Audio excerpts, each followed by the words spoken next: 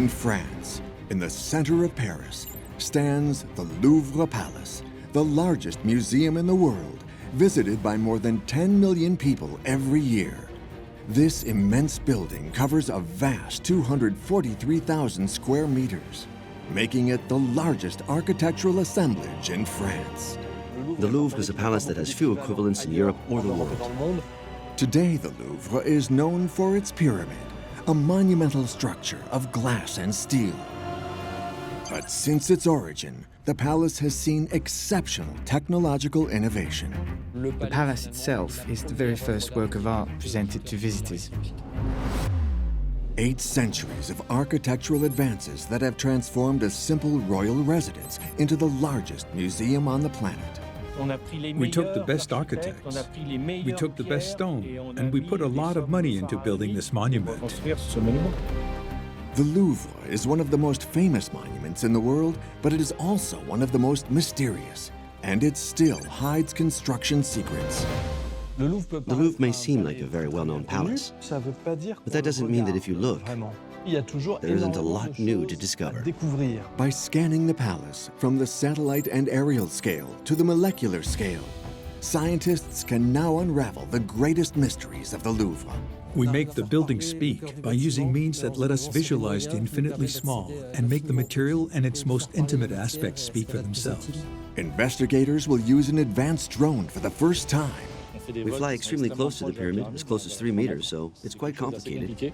And conduct 3D laser surveys of the structure. It's accurate to 1,000th of a degree. To reveal the secrets hidden behind the Louvre, completely invisible to the naked eye. New technology will bring answers and expose secrets. Technology will unlock the mysteries of the Louvre's construction and reveal the genius of its architects, exposing the incredible link between the museum and the greatest monuments of Paris. It seems very hard to imagine, but this lining up of the view was not possible in the past. How did builders construct one of the world's largest palaces in the heart of Paris? What construction techniques are hidden within the palace's walls? What technical innovations allow engineers to tunnel just 15 meters beneath a building that houses many priceless treasures?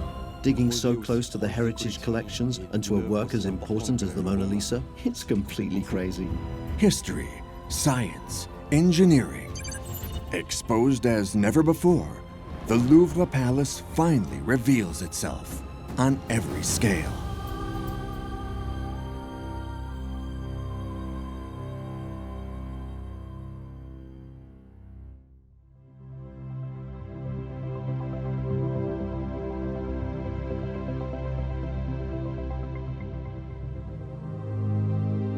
The Louvre is an architectural masterpiece in the heart of Paris.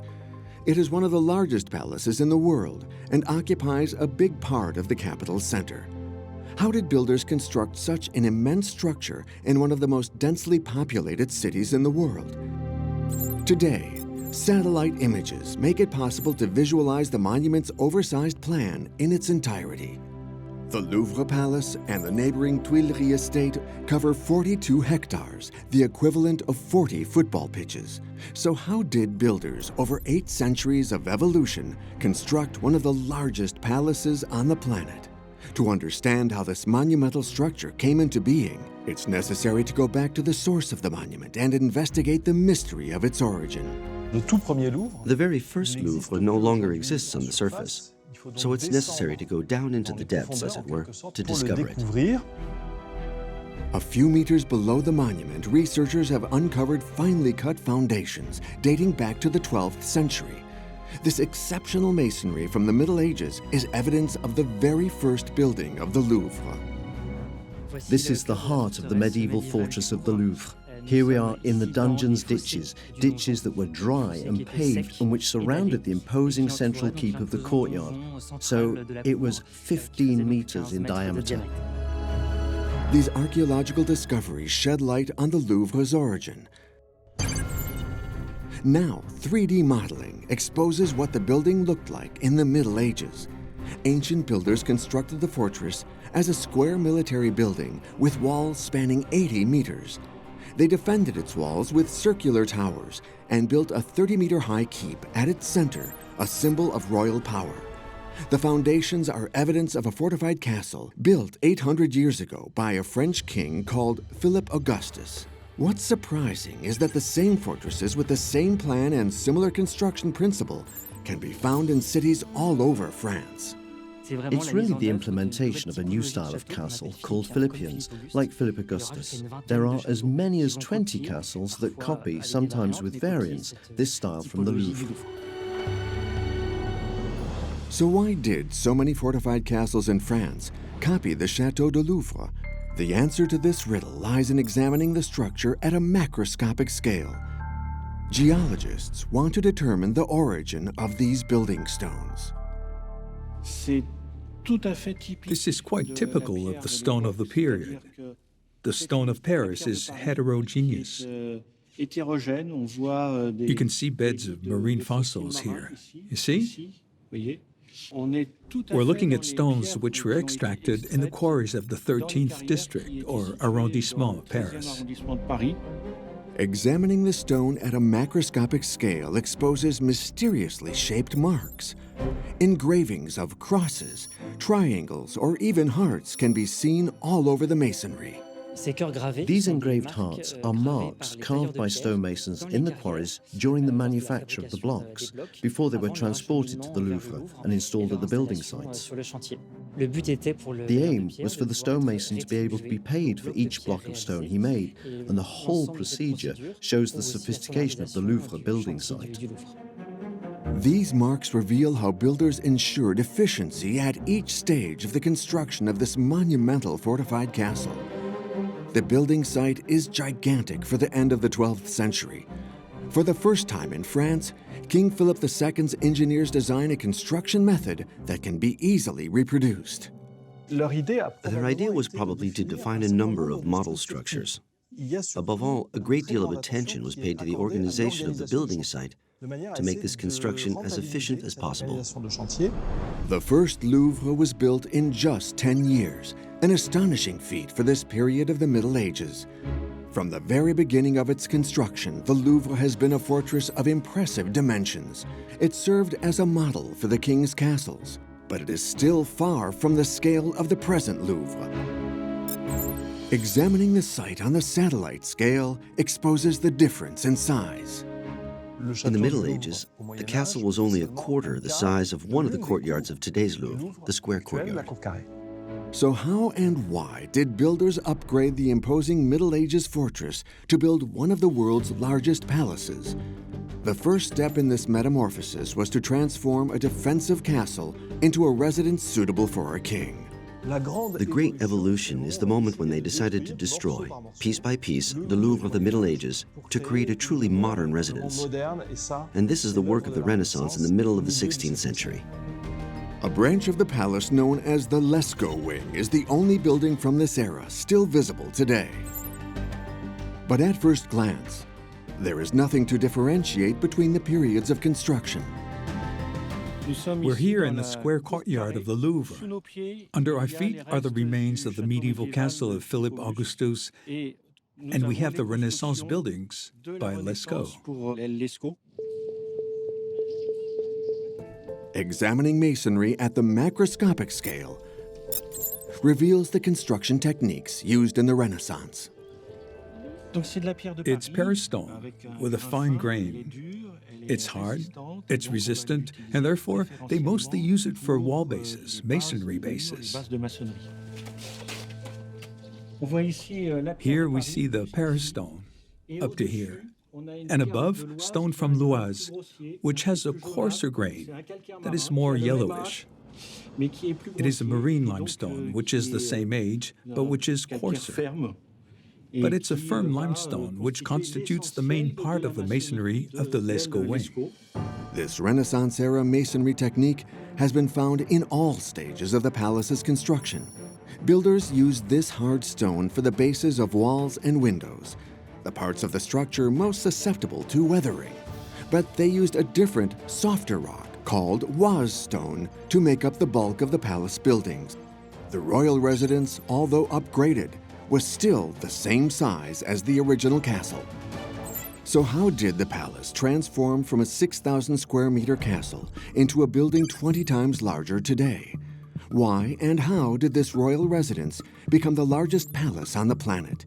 Now investigators have discovered that the fate of the Louvre is linked to a building that no longer exists today. The remains of this building can only be seen with radar technology. Today, Thibaut Sevenat is exploring the west end of the building. He wants to investigate the soil underneath the so-called tile gardens using geostatic radar technology. We're carrying out georadar measurements using a device that sends electromagnetic probes into the ground to analyze everything in the subsoil to a depth of 3 or 4 meters. The antenna sends a magnetic field into the ground, and a receiver records the signal that returns. We're trying to detect remains in the area of the former Tuileries Palace, which could potentially lie in the first 2 or 3 meters. When doing archaeological research on a monument that is a few centuries old, you can find foundations, and you can sometimes find empty cellars. Very quickly, the radar locates hidden remains several meters, foundations located between the 2 wings of the Louvre Palace over a distance of nearly 250 meters.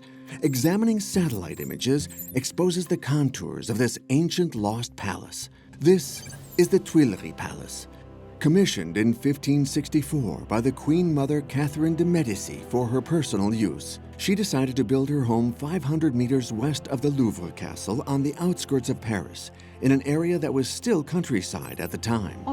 You have to realize that the Louvre and the Tuileries were 2 completely separate palaces at first that had little to do with each other, until King Henry IV decided to link the 2 palaces by a large gallery alongside the Seine. The royal residence is located on one side of the Louvre, and on the other, the castle built by the Queen's mother. It was King Henry IV, more than 400 years earlier, who decided to link these 2 castles and transform an entire district of Paris for a single purpose: to build the largest palace in Europe. This is called the Grand Design. It's an extremely ambitious project, but also a very difficult project to carry out, because between the 2 palaces, there was a whole area of city that they needed to evacuate and destroy. Henry IV ordered the Great Gallery, a 460-meter-long and 13-meter-wide building to link the 2 palaces. It was a huge and unprecedented construction project for the time. This new work increased the Louvre's surface area. The dimensions are breathtaking. From the foot of the monument, it's almost impossible to see the end of it. And the kings didn't stop there. To succeed in giving order to this area, there's this big wing which stretches alongside the River Seine. It was Napoleon who would launch the idea of a second wing that would run along the Rue de Rivoli, which he started work on and which would be finished by Napoleon III. For 2 centuries, the Louvre was steadily expanding. The gigantic size of the project required huge financial and labor resources. But how did the builders supply stone to such a huge project? The quarries in Paris and Oise were no longer sufficient. The demand for stone was enormous, and so they were calling on quarry sites further and further away. Ideally, the stone was transported by river, but with the advent of the railway, everything changed. Stone could be transported from quarry sites that were far from rivers and streams, so stone from anywhere in France could arrive in Paris without a problem.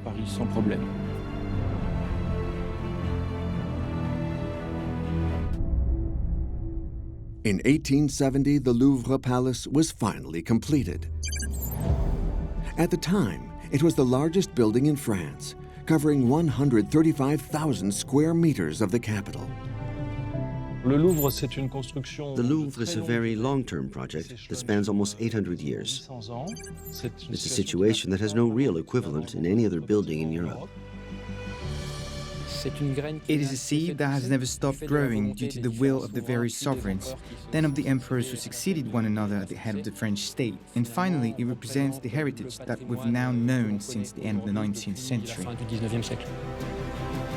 Thanks to the construction of the Tuileries Palace, which long ago burned to the ground, the first Louvre castle was transformed over centuries into a royal palace that is the largest monument ever built in Paris. Today, the 243,000 square meters of the Louvre houses a treasure trove of architectural masterpieces. During each period of construction, builders tried to outdo each other in technical prowess as they enlarged the monument. When you arrive in the building, you have the impression that everything we see today was built at the same time. But in reality, this is the result of a long evolution and of major transformations. But what hidden technical innovations allowed architects to make the Louvre appear as if it was built in one go? Clues to this mystery lie in examining the construction of key parts of the Louvre, starting with one of the oldest parts, the reception room of the Lescaut Pavilion. The Caryatides room is a good example of the Louvre's mystery, a whole which seems coherent, homogeneous, magnificent, but which is the result of a history that is much more complex. It's one of the most remarkable rooms of the Renaissance Louvre, a ballroom as large as 3 tennis courts. Its dimensions are astonishing, even today, but there's something strange about the layout of this room. If you look closely at the vault, you can see that it's supported by pillars. These pillars are hidden just behind columns that are placed in the corners. This is a sign that these vaults were added after the original construction. But why? A 3D reconstruction exposes the evolution of the building. King Henry II wanted this reception hall to be as large and as high as possible to dazzle his distinguished guests. His architects chose to install a wooden ceiling. This vault gives the impression that it's always been there, and in fact that's not the case at all. In the beginning, there was a ceiling with beams. It was simply a very long span ceiling, as there were almost 14 meters between the 2 walls. They placed 14 beams, 14 meters long and 2.5 meters apart, braced by corbels to support the ceiling. The original Grand Reception Hall had a ceiling over 15 meters high. But over time, a problem emerged. There was another room directly above that was often busy. Under the weight of numerous courtiers, it collapsed. The builders would have to find a new way to support the ceiling. They decided to make a low stone vault, not very high, but a vault that would rest on masonry blocks that would be raised. Here we see the genius of the French architects who worked in succession to improve the structure.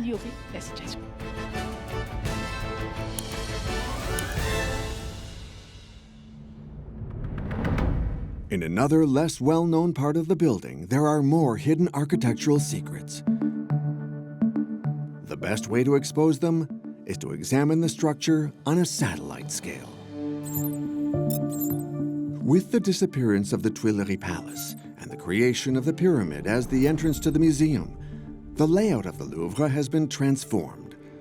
But a monumental and grand entrance to the Louvre Palace has long been forgotten. One of the most innovative places in the history of the Louvre's architecture is what is known as the Colonnade du Louvre. It's a building that we don't look at much today because it seems to be the back of the Louvre. But you have to understand that at the time of the French kings, the layout was completely the opposite. It's true that this great facade, which is truly remarkable, is little known, but it's a great piece of architectural bravery. The monument is immense, 170 meters long, with 52 columns on the facade that are almost 12 meters high. How did the builders manage to assemble these stones and make sure they would stay standing? At the time of Louis XIV, this was one of the most remarkable building sites of his reign.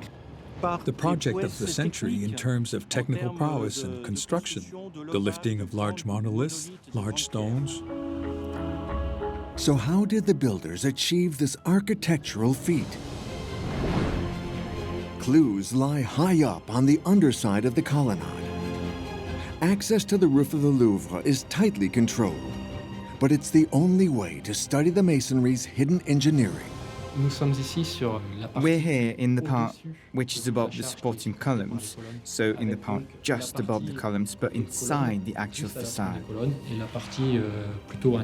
So what we see here is part of the metal structure that helps to reinforce the whole of this facade, and what's exceptional on this facade is to have done it on such a scale and at such a time.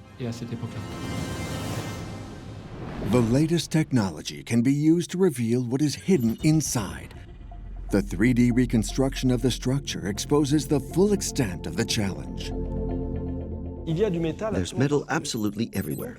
And so this architecture is a trick. Because from the outside, it looks like cut stone, like used in antiquity. But in reality, iron plays an absolutely essential role. Engineers chose a technique that would reinforce the stone. They used iron as a framework for the stone elements, ensuring the stability of the structure. The principle of reinforced stone is to give the rock mechanical characteristics that it doesn't have naturally, because otherwise stone works very well under compression, but not well under tension. So the Louvre is quite an exciting piece of architecture because it's sometimes a little misleading. What you look at and what you notice first is not necessarily the most important thing. The Louvre Palace hides daring and innovative techniques at each stage of its construction. The latest monumental achievement, the glass pyramid built in the 1990s, also conceals some well-kept secrets. The pyramid is a superb structure that represents the architectural audacity of its designer. The pyramid gave rise to an extremely intense debate at the time of its creation. It's a radically modern form. This monumental structure is 21 meters high and made entirely of glass and steel. Now, for the first time since its construction, a technical drone is being used to inspect the building. This is a drone configured for industrial work. There are quite a few sensors that can be used in case of problems.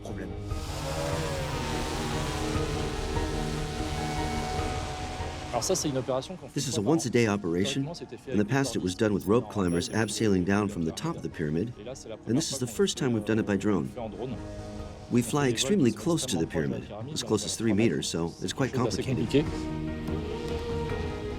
We have obstacle detectors on the drone, but the pilots are trained to fly very close to the structure, and we try to leave nothing to chance. And so we've automated it and have predefined routes that the drone follows. We have a pilot who monitors the drone. He's there to take care of the images and to make the drone back off if it flies too close to the pyramid. The drone takes 2,500 photographs on each of the 4 sides, recording detail down to 0.2 millimeters. A 3D scan exposes the first secret of the pyramid's construction. It's formed from 603 panes of glass, 95 tons of steel, and 105 tons of aluminium, heavier than a passenger jet. It covers an area of more than 1,000 square meters. But this pyramid is just a small part of a hidden technical wonder. The most exceptional part of the pyramid isn't what you see from the outside, it's what you see when you're underneath. When you walk in the carousel today, you get the impression that that's it. But in fact, 3/4 of the space is hidden. It looks one way on the top, but then you realize that's just the tip of the iceberg. The true scale of the technical challenge can only be revealed on a satellite scale. The pyramid is just a small element. You need to remember that almost the entire Napoleon courtyard was excavated, plus a large part of the underground carousel mall. The construction of the pyramid created an access point for visitors to the museum and made it possible to develop a whole range of underground services, even a small shopping mall, which was created when this project for the Grand Louvre was completed. Nearly 100,000 square meters of surface area were developed, including an underground avenue 1.5 kilometers long and 4 meters wide, which connects each of the historic wings of the palace. The contrast is absolutely striking between the Louvre of today and that of 150 years ago. The pyramid sits atop an underground city built 30 years ago. It represents just a small part of the full construction at the time. Its position in the very center of the Napoleon courtyard underlines the genius of the builders of the Louvre. Evidence suggests that the architects of this palace planned the layout so that it would provide a remarkable view for onlookers. The Louvre is a unique monument, once a huge royal residence, now the largest museum in the world. This imposing architectural ensemble on the banks of the River Seine is anchored by the pyramid, an architectural jewel which shines in its heart, the center point of a breathtaking view. The pyramid and the Arc of the Carousel seem to line up with the obelisk of the Place de la Concorde, the Champs-Élysées, the Arc de Triomphe, and finally, the Arche de la Défense. A perspective of almost 8 kilometers. This view is considered one of the most beautiful in Paris. How did the builders achieve such a feat? When you look at this view, you get the impression that the whole Louvre palace is perfectly symmetrical. But in fact, that's not at all the case. What's the secret behind this lack of symmetry in one of the most emblematic monuments of France? On a satellite scale, there's a clear 6% misalignment of the Louvre, a discrepancy so large that it cannot be a calculation error. So why did the architects plan the building like this? This lining up of the view wouldn't have been possible until 1871, because a palace, the Tuileries Palace, once stood between the two wings of the Louvre. Georadar technology reveals that the Tuileries Palace had imposing dimensions, 260 meters long, so it completely obscured the Louvre to the west. Today, there is nothing left of this iconic palace. In 1871, during a revolt against the ruling power, the palace was completely destroyed by fire. But fortunately, some elements of the Tuileries Palace survived. Negin Mathieu is the director of research at the Louvre and joins Amélie Métivier, a stone restorer, to visit the ditches of the Great Colonnade. Negin is in charge of securing the key to this vaulted room. And for good reason. This room contains an invaluable treasure kept out of sight. You can find the remains of the Tuileries Palace here, one of the most important palaces in the history of France and also in the history of architecture in France. The Tuileries Palace had an amazing history. It burned for several days, and the ruins remained for more than 10 years. Analyzing these remains exposes the ferocity of the fire. Here the stone has broken up a little into slabs and eroded. It would seem that this is due to the strong heat that these stones were subjected to at the time of the Tuileries fire. Even when the fire went out, it wasn't possible to get close because the heat was so strong. The disappearance of the Tuileries Palace gave the Louvre a new layout. This fire changed the face of the Tuileries Palace, of course, but also of the Louvre Palace and even the city of Paris. We had a very closed imperial city under Napoleon, and this destruction finally opened the palace to the city.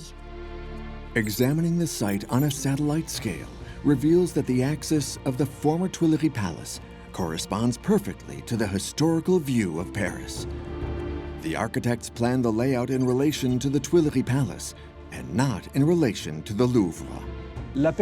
So the view as we see it today isn't the one that was originally conceived, since it was planned for a palace that no longer exists. And the disappearance of the Tuileries has allowed the Louvre views toward the city in an extremely broad way, because the perspective allows the Louvre to be projected very, very far into the city. But the satellite-scale images show that this is not the only part of the palace which is asymmetrical. Its wings follow two different axes which are not parallel. On one side, the Great Gallery which follows the course of the Seine, and on the other side, the Richelieu wing, which has to fit around the layout of the streets of Paris. The result, the Louvre's plan is irregular. So how did architects conceal the anomaly? Once again, they resorted to a simple but effective trick: This is the great work of the 19th century architects, who were obsessed by the idea of making us believe that everything is regular, and so the solution they find to this problem is to create an optical illusion. The courtyards located on the Seine are perfectly rectangular, while the courtyards, which are located between the left side of the pyramid and the Rue de Rivoli, they have a trapezoid shape. So we're not aware of it when we are around the pyramid, when we approach the area from here. But in fact, it's a rather clever trick. You have to have a very sharp eye to realize this. The architect's stroke of genius corrected the error of symmetry when viewed from the center of the Louvre.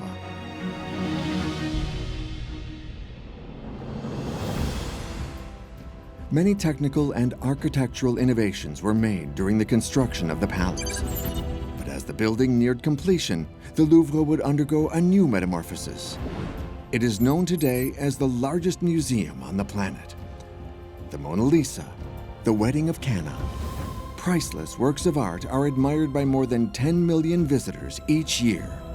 In the 18th century, when it was decided to turn the palace into a museum, the rooms were small and dark, reserved for the king and his court. Among the Louvre's most important metamorphoses is the transformation of a royal residence into a museum. The creation of the museum dates to 1793. It was really at the end of the 18th century that the royal palace was transformed into a museum, and the question arose of lighting to present the works to the public. So how did architects radically change the use of these buildings? How can a royal residence be transformed into one of the largest museums ever built, capable of housing priceless works of art and millions of visitors?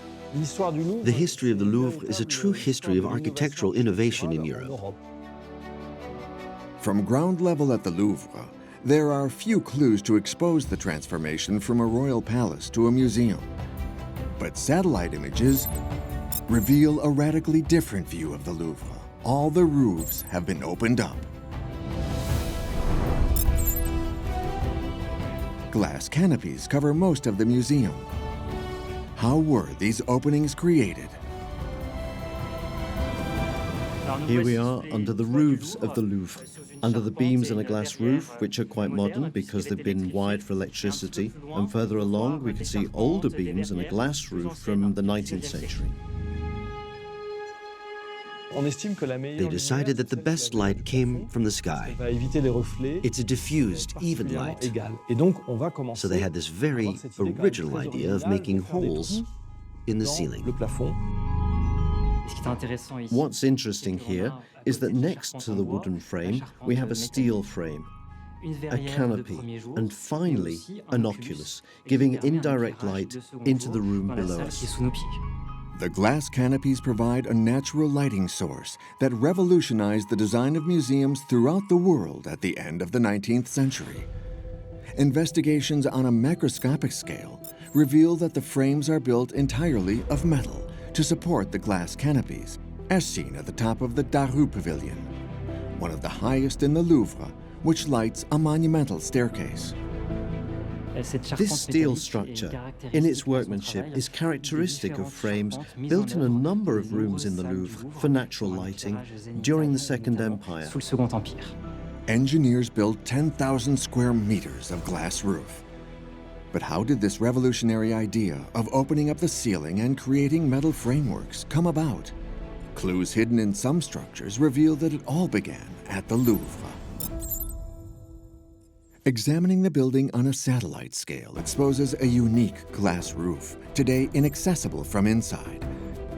The reconstruction of this framework in 3 dimensions reveals the historical structure.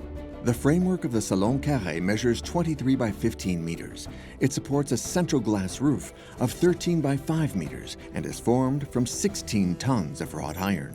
The glass roof of the Carré Lounge is a real originality. It's a novelty that we only realized quite recently. By analyzing the steel structure and checking ancient documents, experts realized that it is the oldest surviving example in the world, an icon of engineering built during the French Revolution. The steel structure of the lounge was actually created in 1789. It's quite incredible because the engineers were working on the metal frame at the same time that the Bastille was being overrun.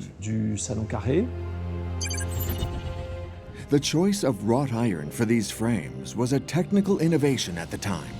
They were obsessed with the question of fire. There was only one way to protect works of art from fire. Wood was banned completely. And so at the Louvre, they were going to test some of the first metal frameworks in existence in France. This framework is one of the first prototypes of a metal-structured glass roof, an innovative concept that would inspire museums all over the world.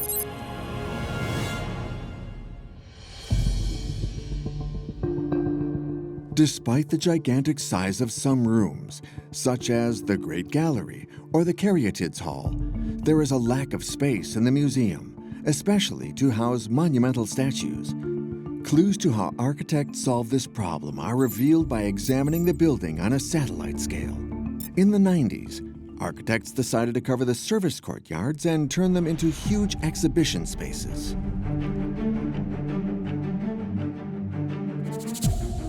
So here we are, at a much more contemporary roof that was made at the time of the work on the Grand Louvre in the 1990s. It's a technical feat to have been able to cover this roof because of its incredible dimensions.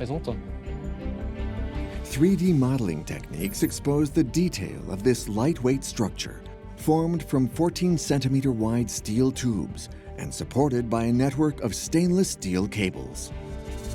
We have dimensions of 60 meters by 40, that's to say a little more than 2,000 square meters. It's a feat of engineering because the walls of this courtyard are not parallel to each other. The covering above here must cancel out that problem of parallels. The final challenge for architects was making it invisible from the ground in order to respect the architectural integrity of the Rue de Rivoli in the center of Paris. The problem of lighting the museum was solved, but there's still another difficulty. In this museum, only a tiny proportion of all the objects are on display.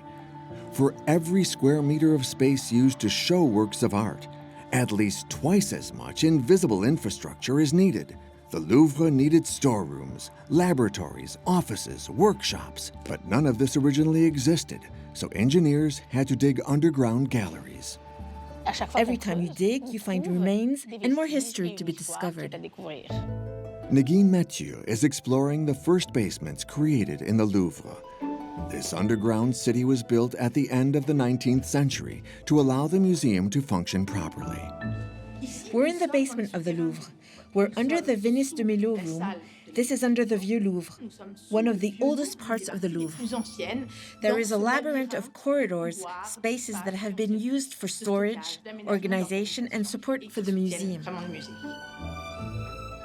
In this maze of secret corridors, some spaces have been abandoned and forgotten.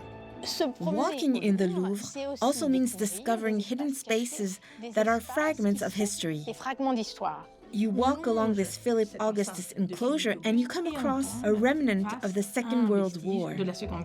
An anti-aircraft shelter has been dug here.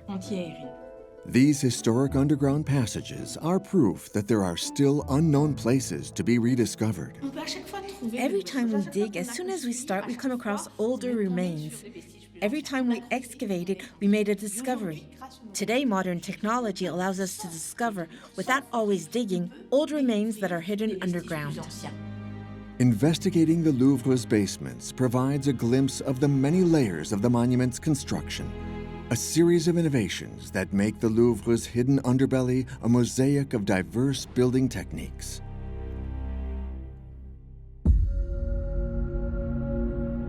The Louvre, this stone colossus in the heart of Paris, seems unshakable. But early on, the building did show signs of fragility, especially the 460-meter-long gallery built on the banks of the Seine.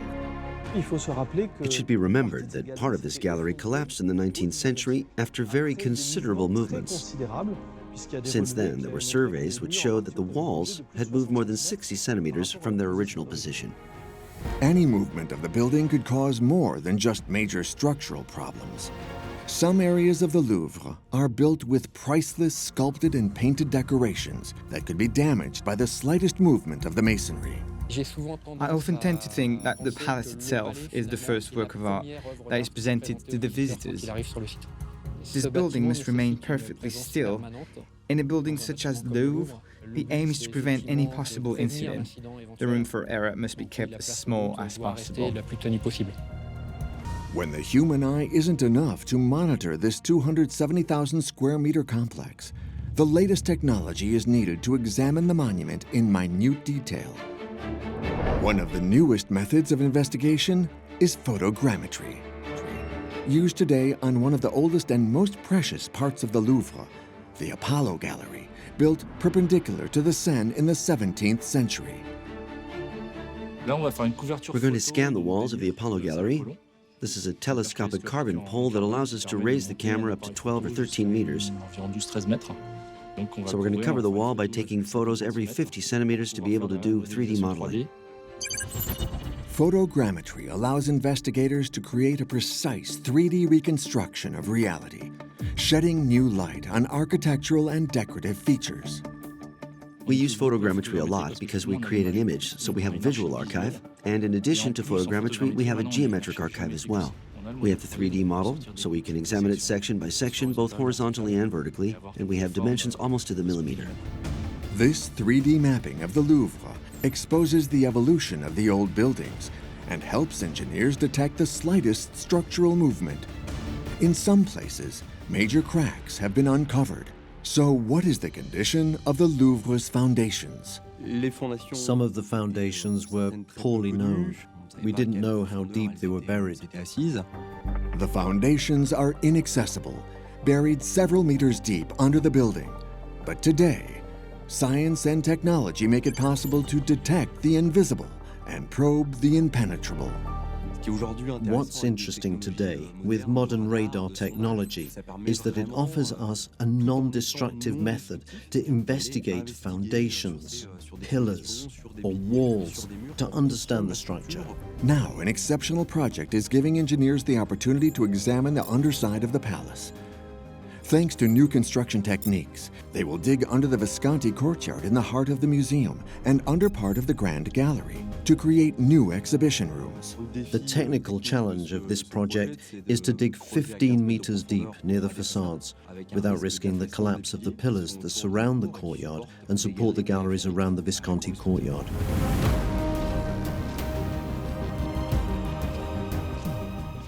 Here's the Mona Lisa and the Visconti courtyard just behind. It's completely crazy. Nobody believed in it at first. Digging so close to the heritage collections and to a work as important as the Mona Lisa, with all the technical constraints that it can cause, it's completely crazy.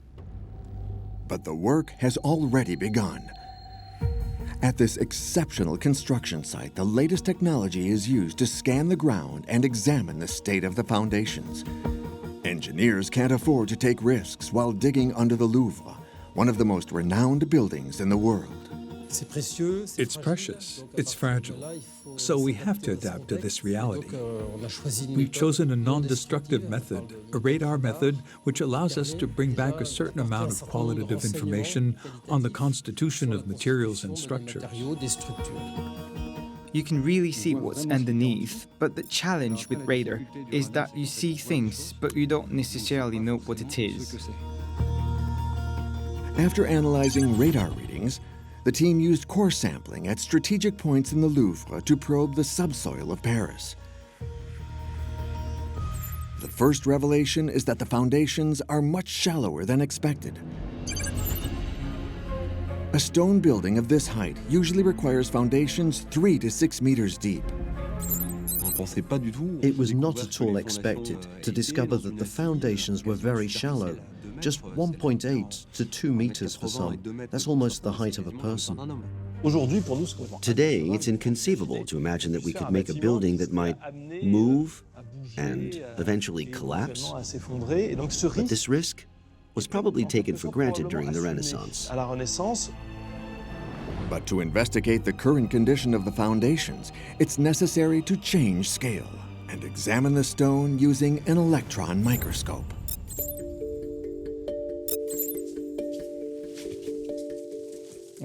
The Louvre is here. In our hands, we have samples from the foundations, from the Visconti courtyard of the Louvre. These fragments are from the core samples taken from the basement of the Louvre and will be examined on a microscopic scale to determine their nature and properties. These materials will be taken and we'll make them speak. We'll test them, we'll identify the stone, its load-bearing capacity, its resistance to crushing and impact by the weight of the structures. Scientists use an electron microscope to bombard an object with a beam of electrons, the smallest particle in an atom. The object is placed in a vacuum chamber, and the wave-like characteristics of the electron magnifies the object's image, allowing the scientists to examine the material at high resolution. The usual magnification is from a few hundred times to several thousand times. These are the most common techniques, but we can go much higher, up to 300,000 times. This microscopic study exposes characteristics and structure of the stone which are completely invisible to the naked eye. This electron microscope investigation technique is key to highlighting symptoms. The microscope exposes a second revelation about the foundations of the Louvre. The research team discovered that the concrete under the stone foundations is damaged. The stones themselves were in a rather satisfactory state, like any good Parisian limestone. But it's the surrounding concrete slabs at fault. At the time, concrete was undoubtedly very badly prepared. It's not the modern concrete that we know, very compact and very closed. Here, we're dealing with a porous material. This is a double threat for the Louvre. Investigations reveal that not only are the foundations extremely shallow, but that the materials used at the time have lost their strength. The Louvre is essentially a colossus with feet of clay from the point of view of its location. The palace is on the banks of the Seine, so therefore it's built on sand. The banks of the Seine are particularly soft, and water infiltration due to bad weather and flooding weakens the old concrete and endangers some historic buildings. Faced with these revelations, the engineers must find a solution to consolidate the foundations and secure this part of the museum. Now we have extremely sophisticated techniques for creating foundations that didn't exist in the past, and in particular for hardening the soil to some extent. Engineers choose a technique called jet grouting. Jet grouting is the technique of cement injection under pressure. They drill several meters into the ground and then spray in a self-hardening cement. Hundreds of underground columns now reinforce the eroded foundations of the Visconti court. All this is due to modern techniques which ensure a very good stability to the most recent parts of the Louvre. On the other hand, for the older parts, obviously the techniques were more rudimentary and a certain amount of risk remains. But even the most recent structures can show signs of fragility. 30 is the age of the first wrinkles. We don't expect to find any serious symptoms, but from time to time it's necessary to make an inventory of the work and make an assessment to highlight work necessary for its renovation and conservation over time. The Pyramid of the Louvre is an architectural gem, a huge 2,000 square meter glass roof supported by a spiderweb of stainless steel. When you make a work of this type, you're making a very large greenhouse, and therefore you have very significant thermal expansion. Because the structure of the pyramid is exposed to temperatures of 60 to 70 degrees in the summer.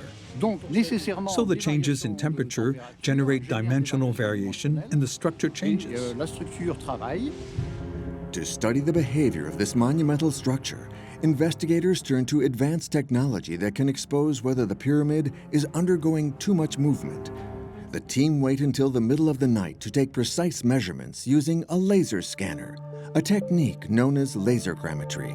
It's a 3D scanner, so it will completely digitize the pyramid. The laser takes about 1 million points per second. It scans the lines continuously and rotates as it travels. So we'll have a cloud of points representing the pyramid in 3 dimensions. The pyramid, between day and night, can get deformed, especially during the day when the sun is shining, which alternately hits each of the faces from east to west. So we do the measurements at night so that we can measure when it isn't moving. The 3D modeling reveals that the structural elements of the pyramid can undergo deformations of several centimeters in a single day. But the measurements also reveal that the whole pyramid has notably shifted. Since 1989, it has settled down a few millimeters at the base, so the whole structure has dropped just a few millimeters. This is something that we track because we're on a slab that is huge, with huge overhangs, so we have to keep track of these parameters. Built over 8 centuries, the Louvre is an iconic and unique monument. From the oldest foundations to the most recent structures, the latest technology makes it possible to study and protect this monument, which many consider to be the true masterpiece of the museum. The Louvre is a permanent theater of experimentation even today. Architects try things, find solutions, experiment, and have great success. The Louvre, this palace of kings in the heart of Paris, is a testimony to architectural innovation. The Louvre is a place of excellence, which means that engineers wanted to provide what they thought was the best, even if it meant transforming what had come before. 8 centuries of technical daring that have transformed a fortified castle into the largest museum on the planet.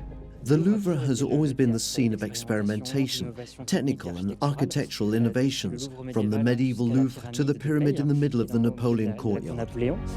The Louvre is a museum city, a living structure with more than 2,000 employees working every day and 25,000 daily visitors who come to admire its works of art. An immense machinery that doesn't stop. Now, new investigative tools have made it possible to explore this building structure. Today's methods make it possible not to destroy, not to build, but to allow the discovery of hidden remains, using non-immersive means that allow new stories to be told. New technology is also raising fresh questions about a monument that historians thought they knew well. New technology will bring answers, but also expose secrets. Surveying the basements of the Tuileries will reveal the exact nature of the remains, maybe more, perhaps discovering new forgotten rooms. Sometimes we discover things that haven't been seen for 200 or 300 years. When we find a room, a hiding place, that's exciting. It's a job for which we have devices that are almost like toys, and which allow us to discover our inner child when we find exciting results. The Louvre's scale is immense, as are its component buildings, whole sections of which aren't yet fully investigated. The Louvre is a monument, an extraordinary museum. It's a historical patchwork that has been built up over time, one after the other, one thanks to the other. A colossus of engineering, a true architectural masterpiece whose design was often ahead of its time. There have been a few world premieres at the Louvre. Our wish is that there will be more. The pyramid is also a unique building. We're at a palace that is 8 centuries old and is constantly innovating. In Asia, in Cambodia, hidden in the tropical jungle, is the largest religious structure ever built. The majestic temple complex of Angkor Wat. A sprawling structure 1,500 meters long and 1,300 meters wide, covering 160 hectares, larger than 200 football fields. Its 200-meter wide moat surrounds an intricate central sanctuary. 5 gigantic towers, the tallest of which soars 65 meters, the height of a 25-story building. 12th century builders finished this monumental temple in just 4 decades, sparking the fascination of archaeologists today. We feel very small, and we ask ourselves, how did they create all of this? A gigantic site, illuminated by new technology that is lifting the veil on the greatest mysteries of its construction. What was the true size of this site in the Middle Ages? And why did it decline in the 15th century? LiDAR is one of this suite of new technologies that are changing the way that we look at the past It's where, obviously, a revelation for us. Today, experts are using science and technology to unlock the secrets of Angkor Wat by revealing details invisible to the naked eye. Well, this is a handheld 3D scanner. What's incredible is that we have a perfect virtual model of the stratigraphy. By scanning from the satellite scale to the molecular scale and the aerial scale, archaeologists can now shed light on the greatest enigmas of this UNESCO World Heritage Site. How did the architects complete this unprecedented project in just a few decades? About 10 million blocks has been used on Angkor Wat. Sometimes I wonder if it was humans who built this, and yet it was humans. How did the builders supply this site with stone? What secrets explain how this 1,000-year-old structure remains standing? The mode of the temple, it's built in the concept. The sand, when it's humid, it can become strong like the stone. Why was this monumental temple built in the first place? And what remains to be discovered of the legendary city that surrounds it? We see this mound in many areas, but we don't know exactly what it is. History, science, engineering, exposed as never before, the Temple of Angkor Wat finally reveals itself on every scale.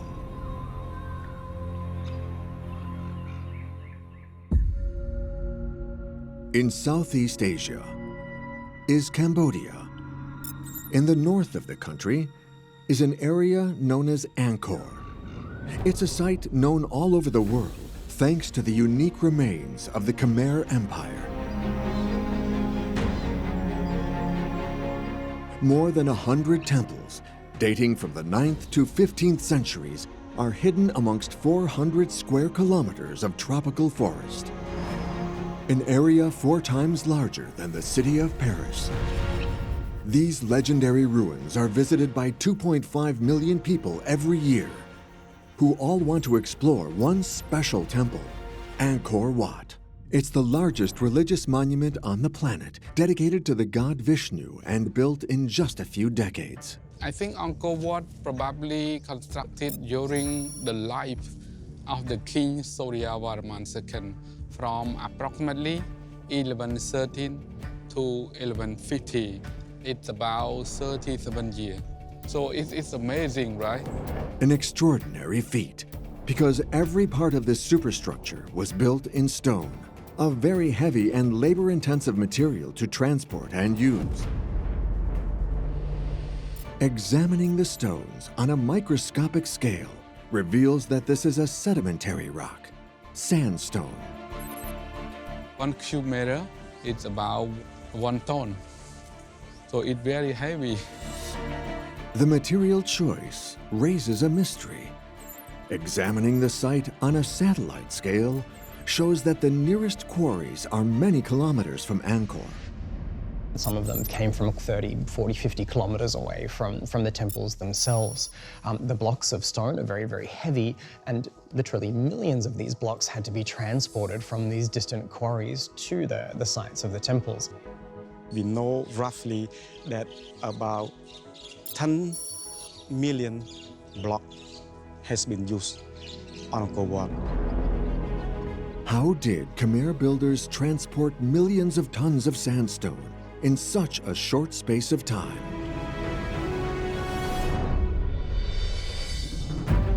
To solve this mystery, archaeologists today rely on the most advanced technology at their disposal to hunt for clues on a satellite scale.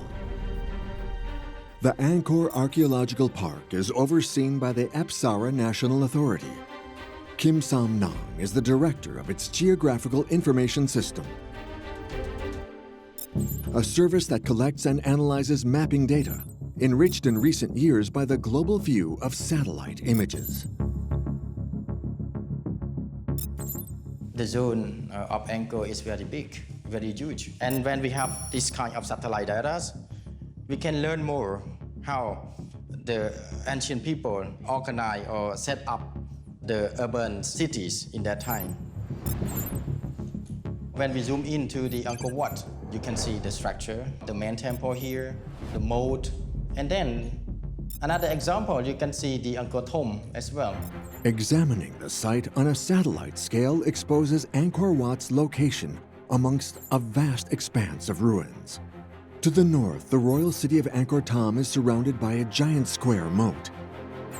A little further west, the satellite images reveal a huge rectangular area 8 kilometers long and more than 2 kilometers wide. We can see clearly from the satellite the Barai. It's a reservoir that built by human in their time, built by hand, and can store about 56 million cubic meters. Satellite images also reveal traces of other reservoirs, now dried up, but all once connected to Angkor Wat by a series of canals. One of the more interesting features that we see about Angkor is its hydraulic network, its network of canals and reservoirs, which has been the focus of a lot of debate, a lot of research, and a lot of scholarship in the last few decades. There are many theories about what these reservoirs and canals represent. A sophisticated irrigation system for the population? Or for sacred water to symbolically bless the city? But now another idea has been suggested, and it could help solve the mystery of how stone was transported to Angkor Wat.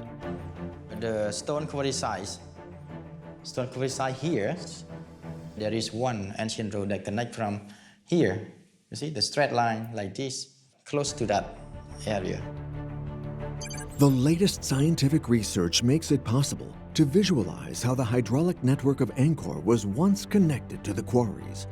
At the foot of the sandstone source, a network of canals and rivers stretches some 40 kilometers all the way to the center of the city, a route for efficiently transporting millions of tons of sandstone.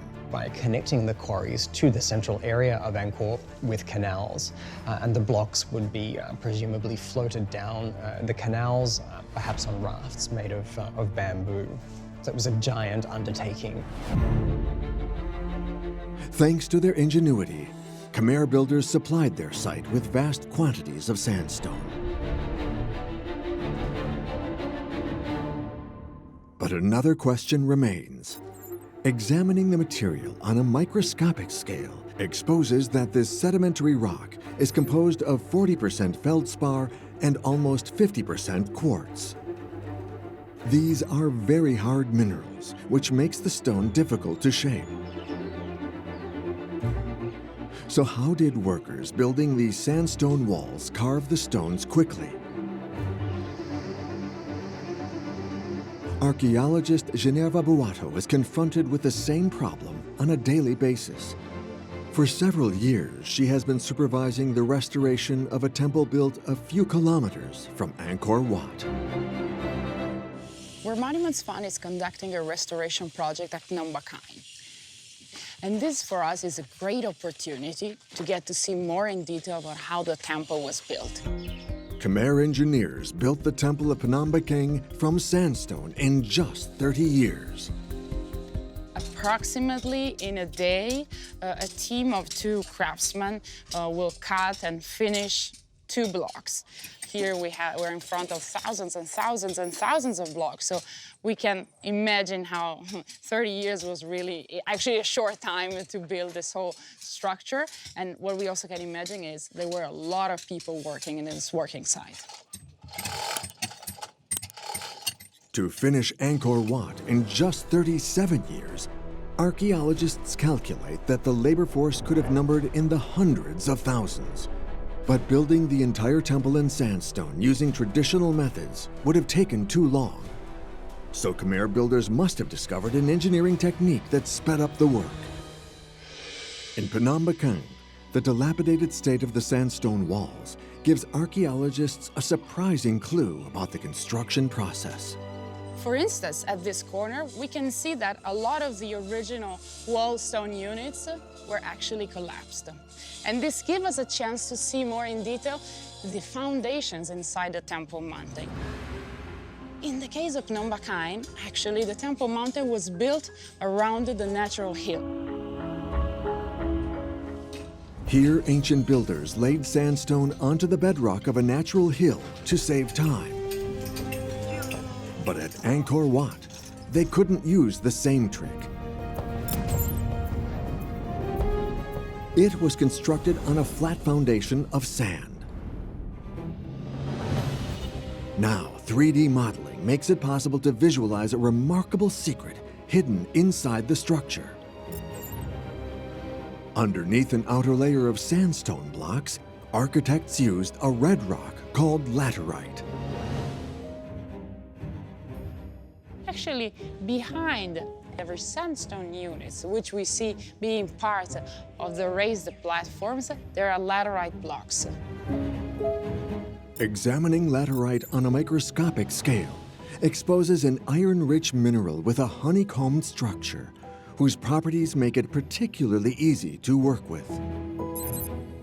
The advantage of laterite is that it's relatively easy to extract compared to sandstone, and at the time of extraction, it's relatively loose. When it is extracted, when it is quarried, it's actually very much filled with water.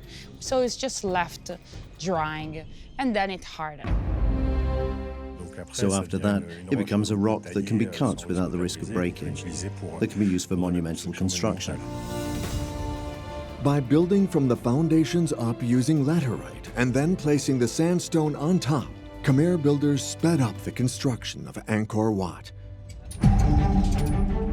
But once the different types of rock had been cut, they still had to be lifted to build the towers of the central sanctuary, which are up to 65 meters high.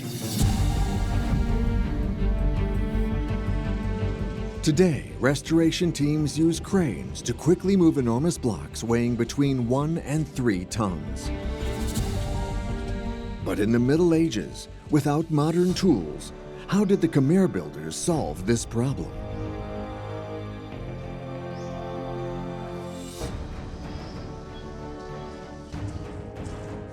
With the help of the latest technology, experts can now reveal clues that are invisible to the naked eye. Today, a team from the Apsara National Authority's Photogrammetry Laboratory is visiting the site of Bante Tam, a small temple built a few decades after Angkor Wat.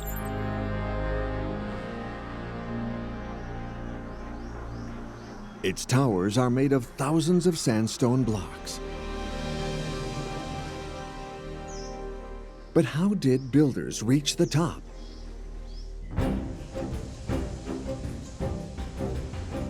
The team plans to take thousands of photographs to create a 3D model of the site and record every tiny detail of the ruins. The operation would be impossible without the use of drone technology.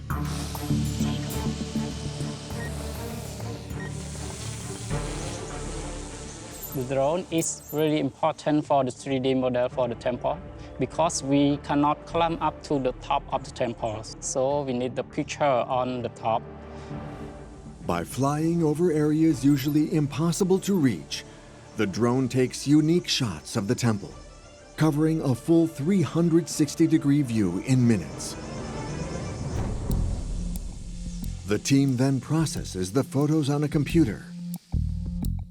They use powerful software to automatically place the images in a digital space and create a point cloud volume. They can then texture the volume to recreate the temple in minute detail. With this 3D model, we can show everything on the top, on any direction, from anywhere. We can zoom inside and go to see everything in accuracy about their decoration, about their sculpture, and we can go any place that we cannot go by the human. By studying the 3D model of Bante Tam from all angles, the team finds strange markings on the sandstone blocks. Hundreds of holes from the base to the top of the temple. These are vital clues to solve the mystery of the construction process. In Angkor Wat, we can observe in many of these blocks these holes, and really it refers to the way that these stones were brought into place. Originally, the holes where wooden pegs would have been installed in order to lift the blocks and bring them to their final location. 3D imagery exposes a theory about how Khmer engineers used these holes. They inserted large wooden sticks directly into these notches on each side of the stone, allowing them to handle and move the blocks much more efficiently. But this doesn't explain how builders lifted them so high up. I think the way of moving the stone from the bottom to the top using the scaffolding is not enough to support the stone because the stone is too large. Simple wooden or bamboo scaffolding could not support the weight of the blocks. So how did the builders haul tons of stone to heights of 65 meters? Now archaeologists have found new clues. At the site of Rongchen, an unfinished mountain temple dating from the 9th century, allowing them to suggest a theory that can be revealed using 3D modeling technology. Builders constructed earthen ramps to drag blocks to the top of the construction site. Then they dismantled the temporary ramps. Thanks to this ingenious process, the Khmer builders were able to haul millions of sandstone blocks to the highest points of their site. But once the blocks were in position, the work was far from over. When you arrive in Angkor, what impresses you the most is the gigantic size of the monuments. Then afterwards, you look at the detail. Incredible sculpture covers the stone. They were geniuses. There are no other words, without bragging. The mystery is how in only 4 decades did the Khmer carve kilometers of bas-reliefs, thousands of small columns, and monumental towers. To finish in time, architects had to plan ahead and ensure their work was ultra-efficient.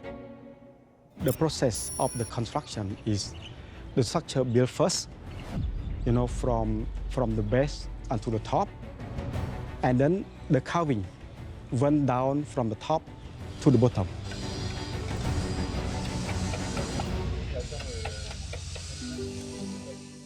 It would have been extremely difficult to carve the stone units when they were not yet in place, because only once the blocks are perfectly sitting in their place, then it is possible to carve the details to this level. And it is thanks to this extreme precision in the setting of stones that we can now have the feeling that basically it's just one big stone.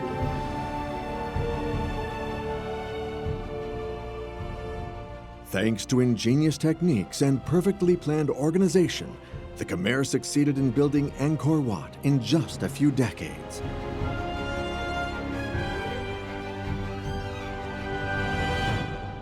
But the scale of this incredible task raises new questions. Today, examining Angkor Wat from the air, the monumental temple appears lost in the jungle. And on the ground, the many structures surrounding it seem to have been abandoned. But the temple walls are covered in carvings that illustrate the lives of people living in a great civilization. So where did their homes go? And how big was the city that once stood here? The temples are made of stone, they're very durable. They survive relatively well until the present day, but the cities that grew up around these monuments were made of wood and other non-durable materials that have just disappeared almost completely in this tropical environment, which presents a real challenge for us trying to reconstruct what happened, everyday life around these temples. Now scientists are lifting the veil on the true size of the city of Angkor, thanks to a cutting-edge technology that operates on an aerial scale, LiDAR.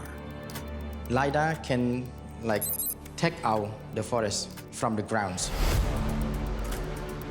Attached to a helicopter, LiDAR uses light waves.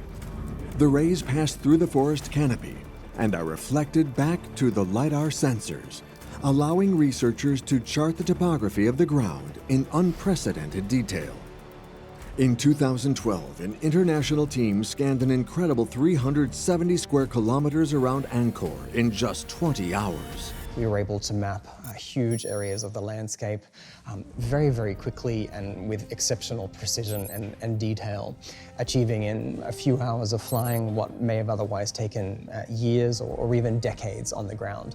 Results were obviously a revelation for us. The LiDAR revealed something astounding about the landscape around Angkor Wat. Hidden within the temple enclosure, the team discover an astonishing urban grid made up of countless man-made hills and depressions. The Geographic Information System Department keeps all the LiDAR data collected by the international teams. See? This is LiDAR data. Different colors represent different elevations. The dark is the highest ones. You can see the grid, and you can see the deep shape, a pond, a small pond, and the dike. You see? And a small mound, and then the traces of the, could be the road here. That is the way the people organize the cities. This is the landscape in which people lived for the most part in the central area, in city blocks, square city blocks, surrounded by roads or canals. They built their wooden houses on top of mounds to stay above the floodwaters during the wet season, and they also dug ponds into the ground to keep water during the dry season for household use. Of course, the wooden neighborhoods have disappeared, but the traces of their earth moving, the traces of these ponds and mounds remain on the surface. By using LiDAR, experts discovered the hidden, elaborate urban structure filling the enclosure of Angkor Wat. But there was more. When we move to see the outside, it's similar. All around the sacred temple, archaeologists have uncovered more than 370 square kilometers of urban structure. Evidence of a high population density. It's very impressive, you know. Through this information, I can say there are many people inside the compound, but also outside the compound as well. The picture that we have today of monuments covered in jungle and a kind of cliched, and the temples themselves represent, in a way, the kind of skeleton of the society that lived there. In the middle of Angkor 1,000 years ago, in fact, it would have been a very busy place, full of life, full of color, full of noise, full of people moving around. Because, if there are no people, how to build this large monument? It's impossible to do that.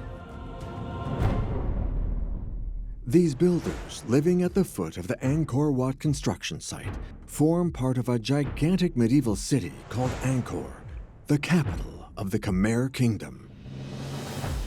We probably believe that more than 800,000 people who live in the capital city, so roughly 1 million. This is maybe the biggest city on the world at 12th century. At its height in the 12th century, the capital was the center of a gigantic Khmer empire that can only be visualized on a satellite scale. From its very beginnings in the 9th century, the kingdom had an incredible urban organization.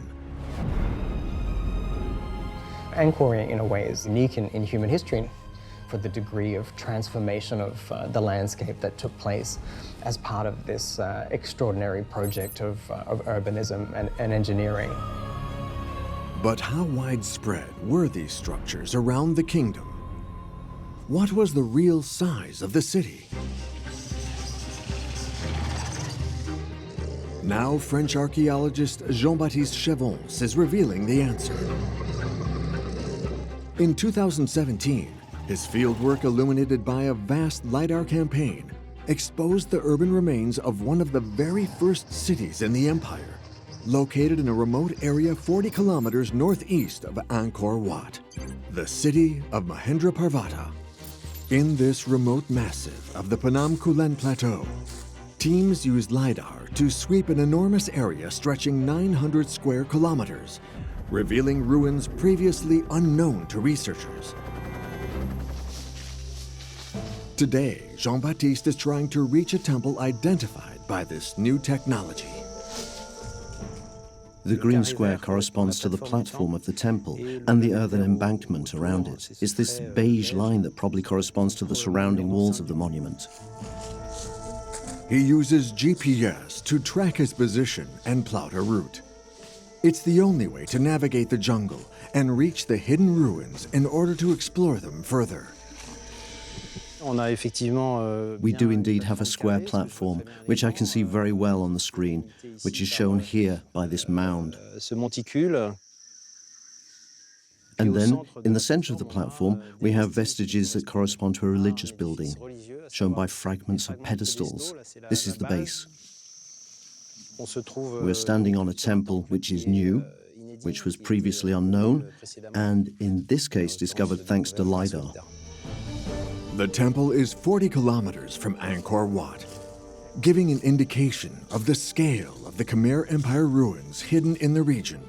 But the most important discovery revealed by LiDAR remains invisible from the ground.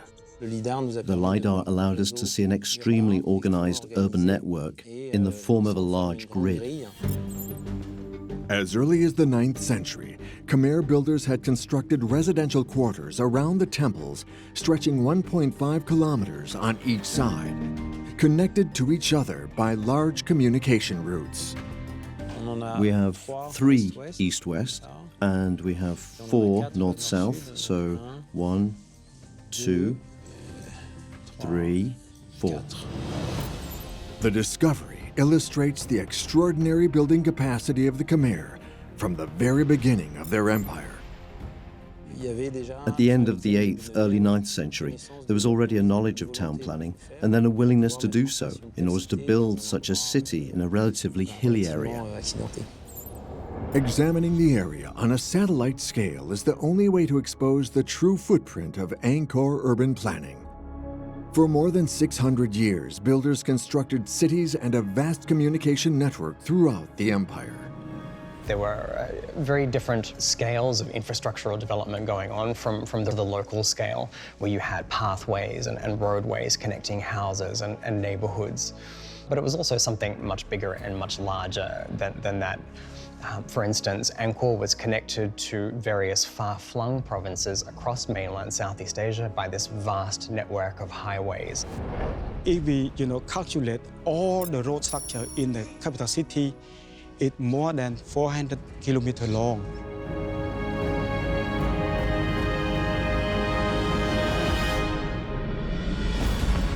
From the center of Angkor Wat to the borders of the Khmer Empire, the latest technology has revealed temples and urban structures showing an incredible building capacity.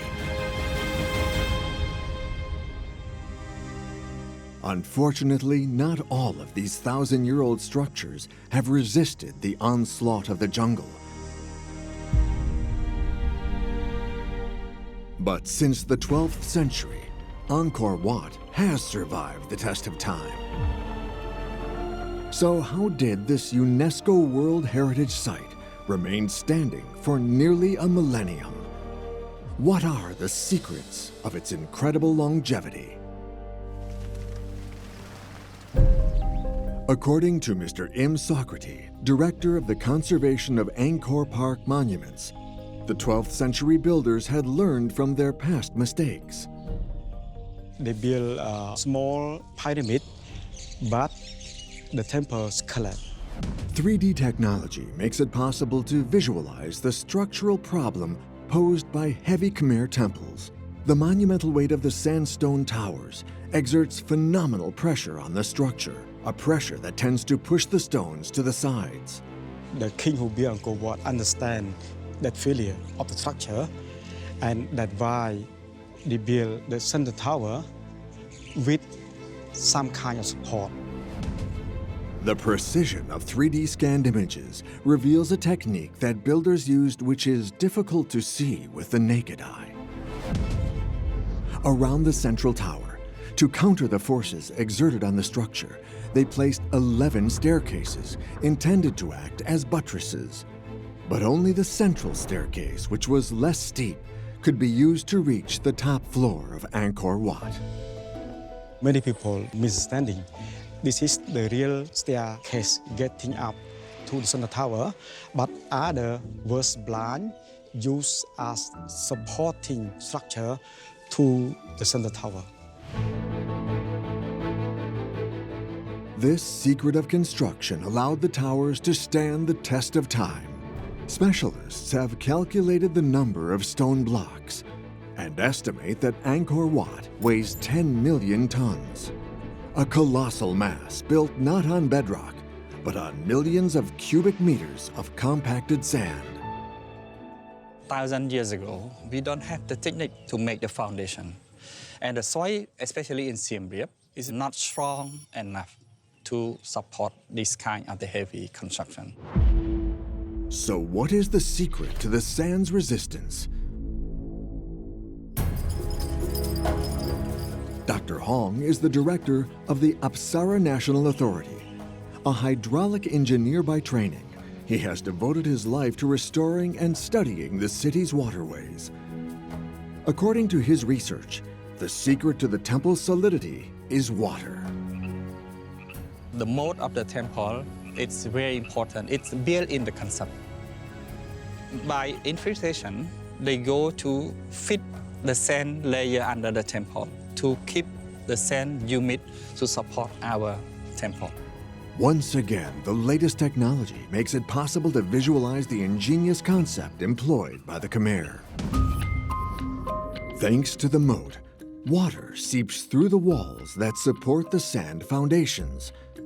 But why is wet sand any better than dry at supporting 10 million tons of temple? We can say the sand, when it's humid, it can become strong like the stone. The Khmer ancestors, they understand that very well. Examining the sand on a microscopic scale exposes what makes this material particularly resistant. Water distributes amongst the grains, acting as a glue between each particle to create a new state, a solidified sand aggregate.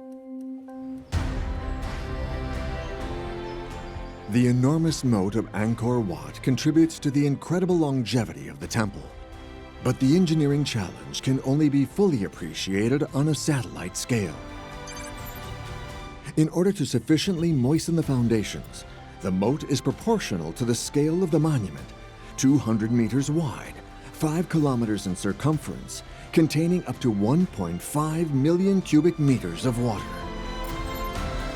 The moat is connected to a network of canals and reservoirs to guarantee the stability of the temple even in the dry season. The temple is built for the god. So it is why they want to make sure that the temple it stands forever. To ensure their temple would stand for eternity, the builders spared no detail, especially in the placement of the enormous sandstone blocks. Restoration work allows experts to decipher the ancient techniques. Because the blocks need to interlock with each other, we need to make sure that there is a perfect match between a stone and the one next to it. When we look at the Angkor temples, we're often fascinated by the fact that the joints in between blocks, in between sandstone blocks, are extremely, extremely thin and so tight that we cannot even slip a credit card inside. How did they make such perfectly fitting joints to lock the blocks together? This was actually achieved thanks to the technique of rubbing or frottage, where basically the two blocks would be rubbed together with each other, against each other, and an abrasive sand would be placed in between. And so they would have been rubbed until the fine joints were reached. 3D imaging technology exposes the technique used by the Khmer builders. By means of abrasion, the irregularities of the sandstone are ground down until the blocks fit together perfectly. Then, when they erected the walls, the builders would slide a smaller stone called a key between the large blocks, which would lock the structure. Sandstone and laterite were not the only materials used by Khmer craftsmen. In 2012, an important discovery brought to light other ancient techniques. Recently, a major find was the discovery of a foundry in the immediate vicinity of the royal palace.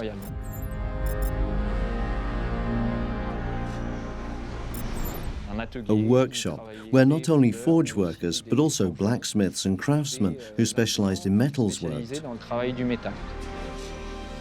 The discovery sheds light on a little-known aspect of Angkor craftsmanship. They adorn temples and sculptures with decorations of precious metal. The central towers were covered with gold leaf. But the Khmer used metal for more than just decoration. When you look at the masonry in Angkor Wat or in other Angkor temples, there are dwellings that have been fitted out, and some of the foundations, especially the upper foundations, have been carved out. Builders cut notches in the sandstone to fit metal pieces, many of which, like the decoration, have been stolen by looters. What did these objects look like, and what were their roles in the temple's engineering? This question is now being closely studied by science. In the CEA Paris-Saclay laboratory, archaeometallurgist Stéphanie Leroy uses the latest technology to decipher the history of these mysterious objects. Today, she is studying a precious specimen dating back nearly 1,000 years and found in 2018 on the Angkor site. This object is a clamp or a staple that was found on the Preah Khan Temple, which is a temple near Angkor Wat. This type of clamp is typical of the Angkor Wat era and has a very particular shape. It is a double T shape. Clearly, what we find, in fact, on the temple are the imprints that made it possible to fit these clamps. 3D imagery helps visualize the role of these metal clamps in the structure of the temples. These objects were used to join the sandstone blocks together. The most common use is a horizontal position along the walls or even above them to try to ensure the cohesion of the blocks in the same layer, or even at the corners to prevent the stones from tilting outwards. So this effectively reinforced the overall structure of the temple. Examining the metal on a microscopic scale exposes a material that is easy to work with to create the shape of the clamp: iron. This very resistant metal was usually used by the Khmer for weapons and tools, but here it was used to reinforce the structure of the temple. In Angkor Wat, builders placed hundreds of thousands of clamps inside the structure to ensure impressive longevity.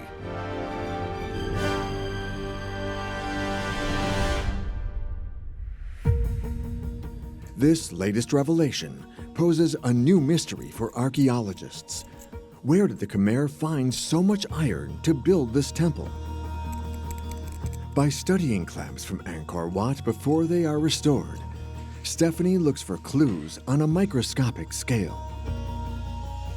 So you can actually see white on the microscopic photograph, which represents metallic iron, but you can see that there is not only iron. We see very small black spots, which correspond to small particles, but which are witnesses to the natural rocks that were originally used to produce the iron, so they contain information about the origin. Thanks to cutting-edge technology, a scanning electron microscope, the laboratory is now trying to determine the origin of the Angkor Wat clamps on a molecular scale. In recent years, this scientific technique has confirmed the origin of many iron clamps used in temples around Angkor. On satellite images, the quarry site is located in Phnom Dek, literally meaning the Iron Mountain. The site is some 100 kilometers east of the city and has been exploited since the 11th century. But when samples from the Temple of Angkor Wat itself were studied in 2020, the results were unexpected. When we compare the chemical signatures between the spikes of Angkor Wat, which are shown here in red, in relation to this major projection area from the mid-11th century onwards, we have no matches at all between these chemical fingerprints. This means that the iron from Angkor Wat does not come from this production area. The origin of the Angkor Wat clamps remains a mystery. So Angkor Wat iron may indeed come from further away than the Phnom Dek region, or perhaps from a region much closer to Angkor that we have not been able to characterize so far, and that we may discover in the coming years. The origin of the iron used at Angkor Wat remains a great enigma of this sacred temple. The Khmer built this engineering wonder with one goal in mind: to build an eternal monument. But this building is still shrouded in mystery.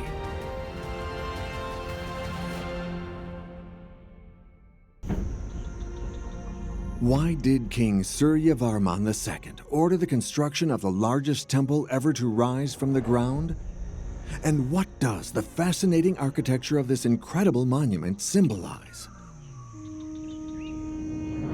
In the 19th century, when archaeologists began to study the symbolism of the largest Khmer temples, it was impossible for them to easily visualize its gigantic plan.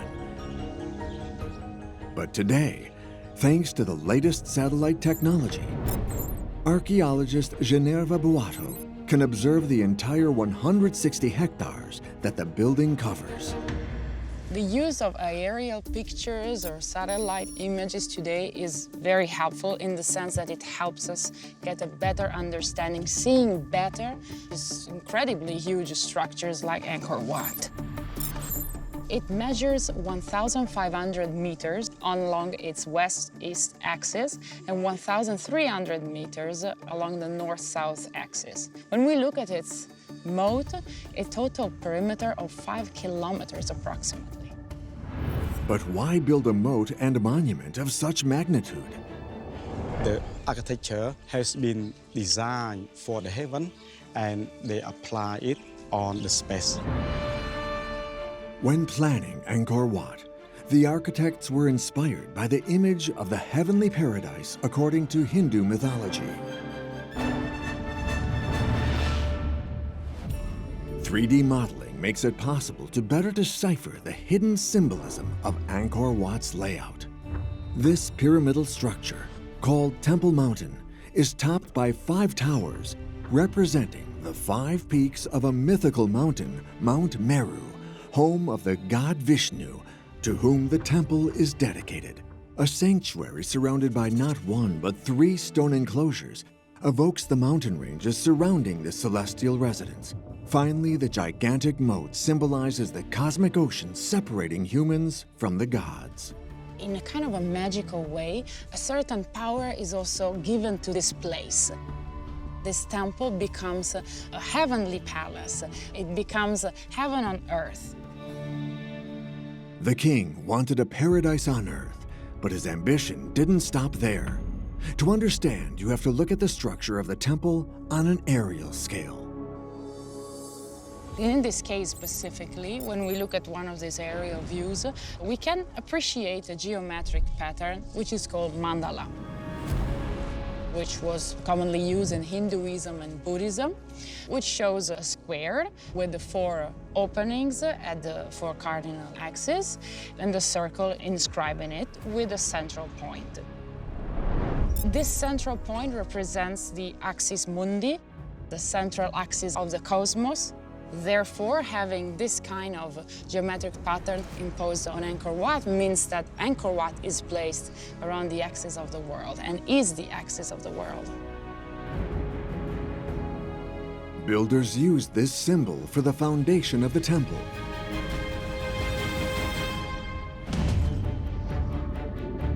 Khmer engineers first drew the sacred mandala directly on the ground to define the location of the superstructure. Then, they dug out the earth to place the foundations in the form of a huge amount of compacted sand. During the excavation of the foundation for Angkor Wat, a well was also dug at the bottom of the foundation. Today, 3D modeling techniques help to expose the mysterious structure discovered in the 1930s. From the foot of the central tower, a 20-meter-long well joins the base of the temple, where the builders dug a cavity. But why did they form this structure within the foundations? To better understand the role of this underground cavity, experts traveled some 100 kilometers north of Angkor to the site of another Khmer temple. This is Prasat Khana, a little-known site whose construction began approximately 3 centuries before Angkor Wat. Now, for the first time, an international team is carrying out an excavation campaign to understand its history and construction. One long building is of particular interest to researchers. It's an ashram, or monastery, dating from the 9th century and partially destroyed. The floor has long disappeared, giving archaeologists a unique opportunity to dig a trench and study the foundations of the temple. It's a chance to discover what could be hidden in the depths of Angkor Wat. The study is facilitated by cutting-edge technology, now being tested by these University of Toronto researchers. Well, this is a handheld 3D scanner that uses 2 cameras and a light system to develop an image. It's called stereoscopic vision, so you have 2 eyes in order to have a sense of depth. This does exactly the same thing. The scanner uses stereoscopic vision, similar to the principle of human vision. Both camera images are sent directly to the internal computer. Instantly, just like the brain, a software program calculates a 3-dimensional model, allowing archaeologists to study bas-reliefs, statues, and other ruins in precise detail. But today, this tool is an opportunity to observe the foundations of the Khmer monastery and reveal details in 3 dimensions. You can really pick up the relief there, you see, Giles? And from that basis, you can draw the actual stratigraphy. That's nice. In just a few minutes, the trench is fully modeled. If I can take a look at what you have here. It's very good. Okay. So what's incredible is that we have a perfect virtual model of the stratigraphy. So in a sense, if this is ever destroyed or once it's buried, we can revisit the trench and reanalyze it. By zooming in on this digital model, the archaeologists observe a recess which forms a small cavity. So in fact, we found a small looter's pit that didn't go very deep. From this pit, looters stole precious objects that had been placed by the builders. But which is very common in Angkorian temple construction is offerings that are placed right at the bottom of the foundation as a way to bless and sanctify the major cult building of the monastery that was founded here. It's likely that many years ago, this temple was in fact looted for these very precious objects.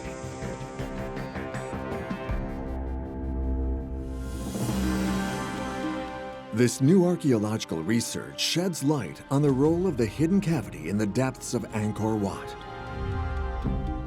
Situated 20 meters below the main tower, at the very heart of the foundations, this space, sheltered from looters, was used to protect precious offerings to the gods.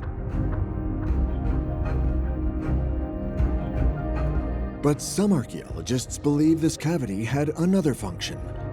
They think the Khmer deposited the ashes of King Suryavarman II here, meaning that Angkor Wat is more than a temple.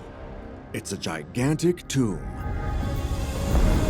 No coffin or ashes that could prove this theory have been unearthed during excavations, but the idea is commonly accepted by archaeologists.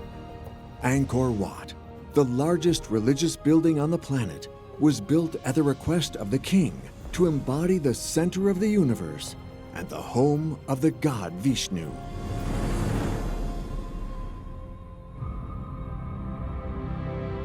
This symbol of Khmer civilization has survived for almost 1,000 years.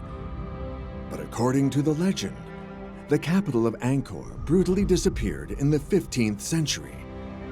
So how did this enormous city, finally revealed by LiDAR, really decline? Why did the population leave this gigantic capital? There was an idea, for instance, one theory that something catastrophic happened at Angkor and there was a mass migration of people away from Angkor into alternative places.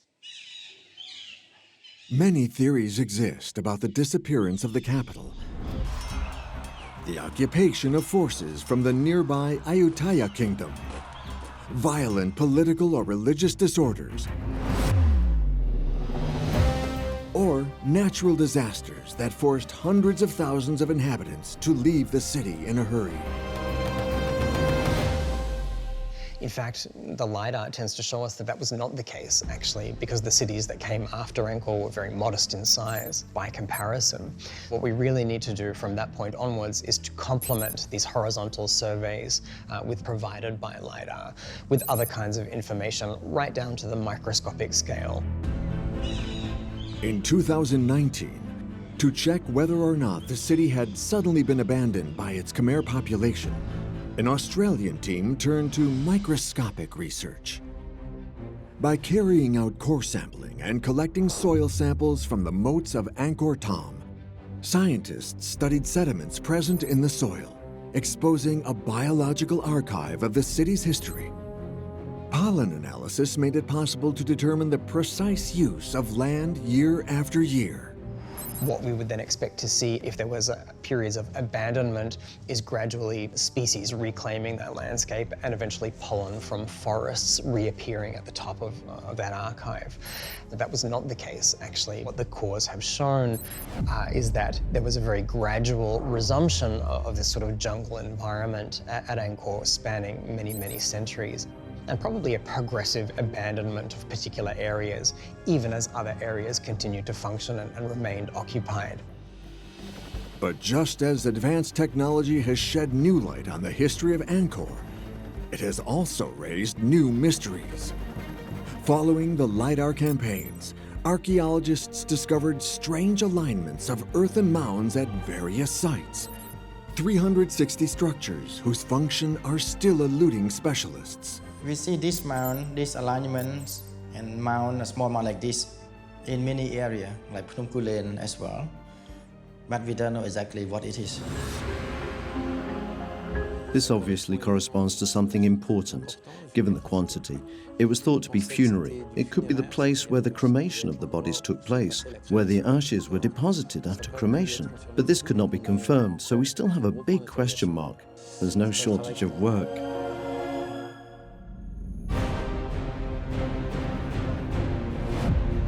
Decade after decade, archaeological research, aided by the latest technology, has exposed many of Angkor's secrets. From the gradual decline of the city from the 15th century, to the mountain temple symbolizing paradise on earth, built in just a few decades using ingenious techniques. Scientific progress has allowed investigators to reveal an incredible capital hidden underneath vast expanses of forest. But many great mysteries of the Khmer builders remain to be solved. Basically everywhere there is a new temple, a new ruin that has been discovered in the jungle among the trees. So it's a never-ending experience, and there is so much still left to understand and to discover about this civilization. On the border of Europe and Asia, in Turkey, lies one of the most majestic monuments on the planet, the Hagia Sophia of Istanbul. This monumental structure was built more than 1,500 years ago as a basilica, transformed into a mosque, and then a museum, and recently converted back into a mosque. Its 6th century dome soars more than 55 meters, the equivalent of a 17-story building. There are 40 openings that allow the interior of the dome to be illuminated. It's a fabulous innovation. It had been a challenge for architects for the coming millennia. How does it stand? Today, researchers studying the 7,540 square meter monument rely on the latest technology. Wow, it looks so impressive. Actually, from our level, it looks much different. By scanning from the aerial scale to the satellite scale and the molecular scale, specialists can now unravel the greatest mysteries of this UNESCO World Heritage Site. How did builders piece together and transform this structure over the centuries? What is the secret to keeping its gigantic dome standing? This is a higher vault than any of the Gothic cathedrals that were built centuries later. There is no precedent for it.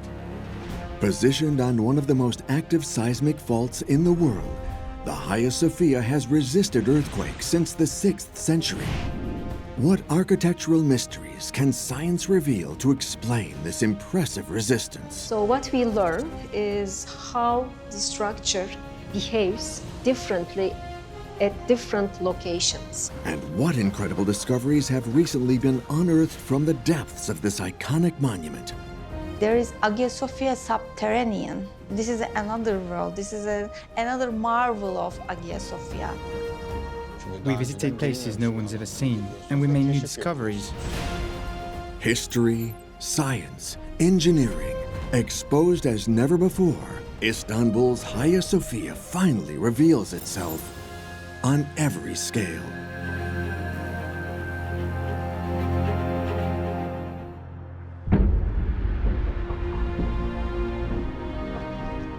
On the shores of the Bosphorus, the Hagia Sophia's iconic silhouette stands out on the Istanbul skyline. A massive building with a gigantic dome and 4 towering minarets.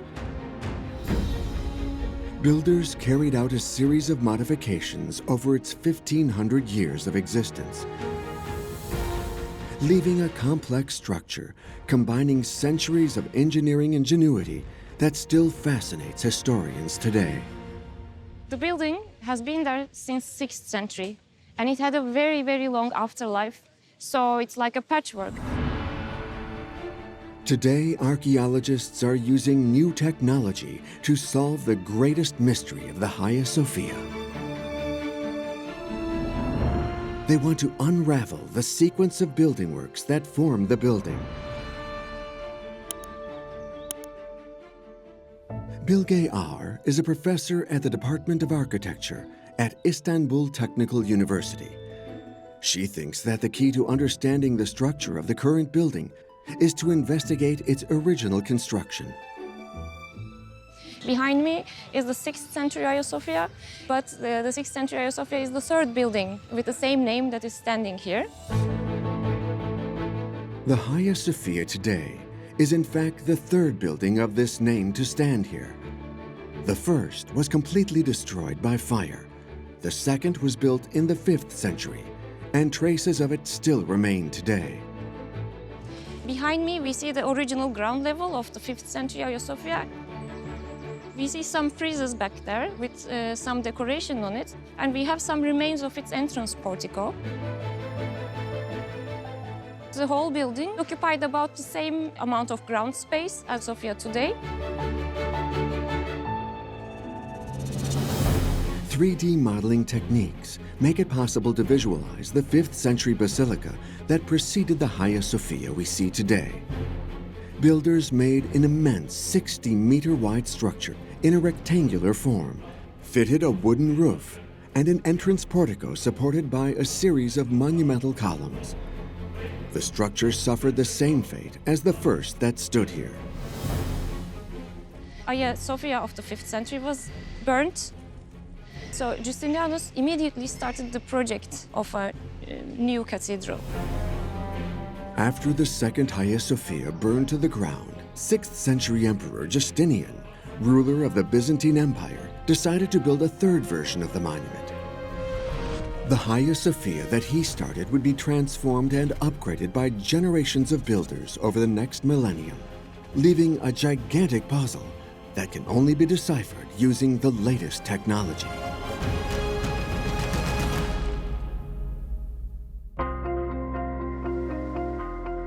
Bilge usually studies the building from the ground, but today she's working with drone operators to investigate the building from the air for the very first time. We will take some shots, wide angles, and some close-ups.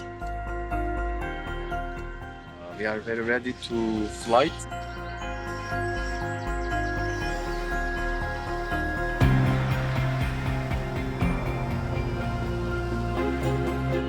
Flying over the Hagia Sophia, almost 100 meters above the ground, the aerial views change the scale of her observation. Wow, it looks so impressive. Actually, from our level, it looks much different. It's very important to grasp the buildings in a three-dimensional scale. The drone, it's actually like a 3D model. It's a complete different thing, and the three-dimensional figure would give us much more opportunity to understand and express what we have to tell about the building. Today, it's difficult to recognize the design chosen by the monument's original builders. But the drone views allow Bilge to spot the original plan of the third Hagia Sophia. Well, basically, when we look at the plan, it's a basilica. I mean, it's closer to a square, which is typical for a Constantinopolitan basilica. It's 71 by 77 meters. Then the dome is placed on this square through a series of extremely sophisticated construction elements.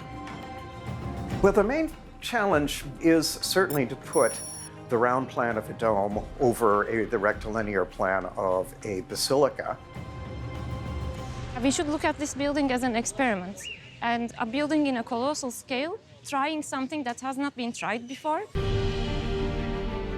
3D modeling exposes the unprecedented architectural innovation of the Hagia Sophia. This is the first time that engineers building a basilica of more than 5,000 square meters would install a monumental dome measuring 32 meters in diameter. And they extended it by building 2 semi-domes on each side. Finally, they added 4 massive buttresses to each side of the 6th century building. But today, the Hagia Sophia's layout appears much more complex. That's because generations of builders would go on to add new structures to the original building. These modifications are easily spotted from the air by drone. Could we go to the eastern parts? We will see the later buttresses. Attached to the narthex, we see a series of buttresses. They could be added as a repair activity during the Latin occupation, or maybe in the restoration period afterwards. These are flying buttresses used in sequence as they would be in French Gothic construction. So it's the Latins who are in control of the city are importing a structural system that is developed in France and using this as a way of stabilizing the older cathedral of Hagia Sophia. Bilge uses the drone to investigate a final addition to the structure. A feature ordered built in the 15th century by Sultan Mehmed II of the Ottoman Empire, some 1,000 years after the monument's initial construction. When Constantinople fell to the Turks, Mehmed II transformed Hagia Sophia into a mosque. So it needed a tower for the call for prayer. So the first minaret was added during his time. And then the minaret was expanded to 4 minarets. In fact, you don't need 4 minarets. These are functionally superfluous. But visually, the idea of the dome framed by the minarets becomes a very prominent symbol. Architecturally, it was not surpassed for many centuries to come. The influence this building had on world architecture is immeasurable. After a millennium of transformation, this innovative building became an architectural model for the mosques of the new Ottoman Empire from the 15th century. You know, when I first arrived in Istanbul, I could see the silhouette of Hagia Sophia, and my heart stood still, and I thought, I have arrived. And then the bus went around another corner, and there was another Hagia Sophia. And then it ran around another corner, and there was another Hagia Sophia. And finally, I realized it's that all of the mosques in the city look like it.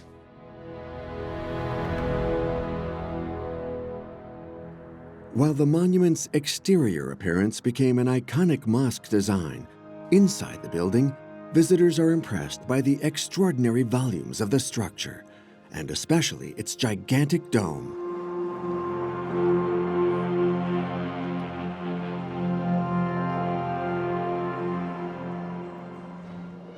A true architectural feat, it is known as one of the greatest masterpieces of antiquity, with a diameter of over 30 meters and a height of over 55 meters. It has 40 windows that bathe the whole interior in light. When we look at 6th century attestors of the building, their descriptions also say the same thing. Procopius, for example, says the dome is like it is suspended from heaven with a golden chain. The effect of these windows making a break between the dome and its all structural elements. So it feels like the dome is just flying in mid-air. All that airy side of the dome, all those side windows, they were full of light. Visitors were surprised. They wondered how it would hold. How did builders manage to construct this colossal structure, which seems to float in the air, without modern techniques and tools? The answers lie in understanding the origin of the Hagia Sophia. When the Emperor Justinian demanded it built in the 6th century, he ordered his architects to surpass a building he considered the most impressive in the world. A monument located almost 2,000 kilometers away in the heart of the ancient city of Rome. The first idea was to compete the Pantheon in Rome with its great dome.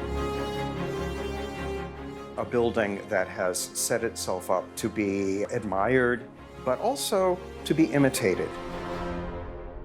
And with Hagia Sophia, it's not so much imitation, but doing something that goes beyond the Pantheon. The Pantheon is a circular dome, built without going into detail, in a kind of very solid concrete. The base of the dome is continuously carried by masonry walls. Here we have a skeletal system. The dome is carried by 4 very large arches, which are supported by 4 very large piers. So the architecture of the place is actually a colossal canopy. 3D modeling exposes the challenge that builders faced. They would build a dome on top of a square structure formed by 4 pillars, linked together by 4 Roman arches more than 30 meters high. But the innovation didn't stop there. To surpass the Pantheon, Emperor Justinian bets everything on the gigantic dome. In contrast to the Roman dome, which is built in the form of a sphere, the emperor wanted to build a lower dome to symbolize a celestial vault and to do something never attempted before, fit it with 40 windows. And this is new. The first innovation is to build a relatively low dome. There, the light of God must be brought into the church. And so all this is a huge innovation. What this means in terms of the design is that although it appears transcendental, airy, weightless, and so on, it is in fact a very heavy building. The low dome collapsed only a few years later after its construction and was immediately rebuilt in its present form. But how did engineers allow this dome, weighing thousands of tons, to rest on only 4 pillars? 3D technology exposes the hidden secret of its construction. The dome is built with 40 ribs that form a stone framework. That is not a flat surface, but the interior of the dome is ribbed. There are ribs, like the ribs in an umbrella, that will strengthen the dome. 40 ribs are used to hold the dome. And then, between the ribs, there is brick filling, which needs to be as light as possible. 3D modeling reveals the material hidden under the decoration of the dome. A very special type of lightweight brick. Examining the brick on a microscopic scale reveals that builders made them from a mixture of earth and tufa, a very light material. At the time, these bricks were so light that engineers claimed that 12 of them weighed no more than an ordinary brick. Once we've done that, we have our ribbed dome. We have to put the whole thing on what we call a drum to distribute the loads of the dome because we can't leave the 40 ribs up in the air like that. What will allow something very innovative, once again, is to pierce this drum with 40 openings that will allow us to illuminate the inside of the dome, the entrados, as they say. This is how the builders were able to allow a ring of 40 windows around the base of the dome. This would be impossible at the Pantheon. So there again, great innovation. We light up the sky, extraordinary. The 40 windows also made the structure considerably lighter.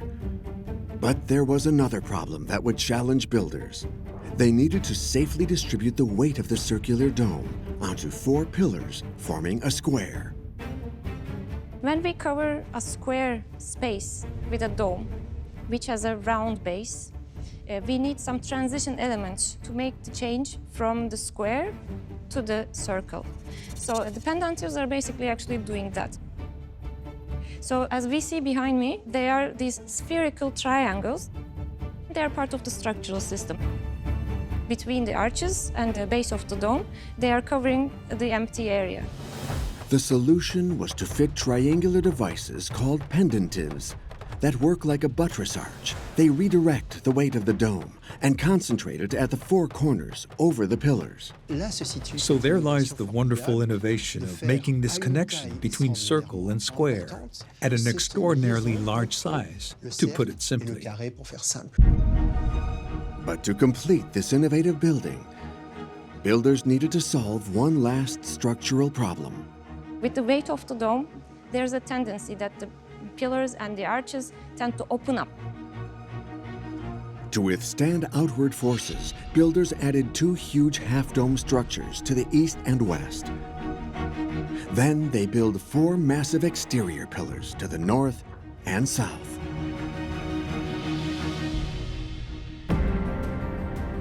In just a few years, the builders of the Hagia Sophia succeeded in their mission of surpassing Rome's Pantheon and building an iconic new monument.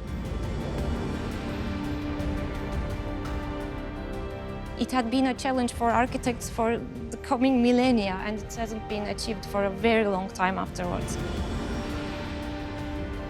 This is a higher vault than any of the Gothic cathedrals that were built centuries later. So it's a dome that is not surpassed until the 16th century.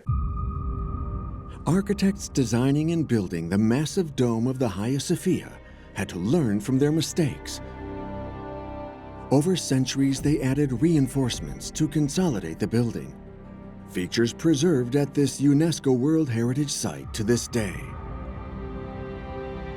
Incredibly, this huge monument has withstood numerous and severe earthquakes. One of the most dangerous struck Turkey in August 1999. The earthquake had a magnitude of 7.4 on the Richter scale and devastated the region of Izmit near Istanbul. Thousands of people lost their lives and hundreds of buildings were destroyed. I was there in 1999. The house next door to me collapsed. It was out on the street in my underwear at 3 o'clock in the morning, not knowing what to do. And the next morning, my colleagues who were working on the restoration of Hagia Sophia were back on the scaffolding at work. There was no damage to the building at all. Why is the area so prone to earthquakes? Examining the region on a satellite scale exposes the answer. Istanbul is situated close to the North Anatolian Fault, one of the most active faults in the world. It's the border between the Anatolian and Eurasian geological plates. As these plates slide against each other, moving about 2 centimeters every year, pressure builds and is released during earthquakes.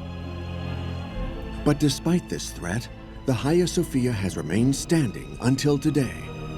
Clues to explain how this is possible can be found by examining something invisible to the naked eye, the stratigraphy of the soil.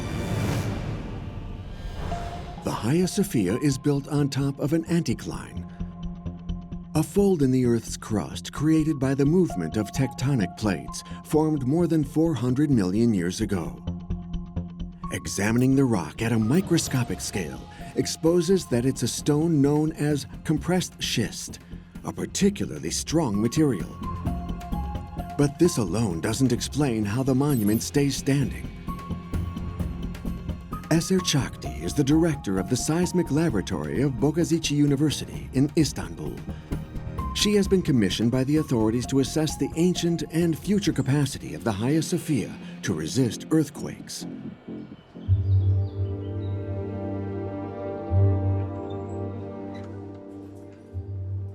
Her team has placed the monument under high surveillance using state-of-the-art technology. She wants to understand the building's movement and its reaction to tremors. The technology that we use in the structure is to monitor earthquakes or earthquake vibrations on Hagia Sophia, on the structure. We put altogether 9 sensors at various locations.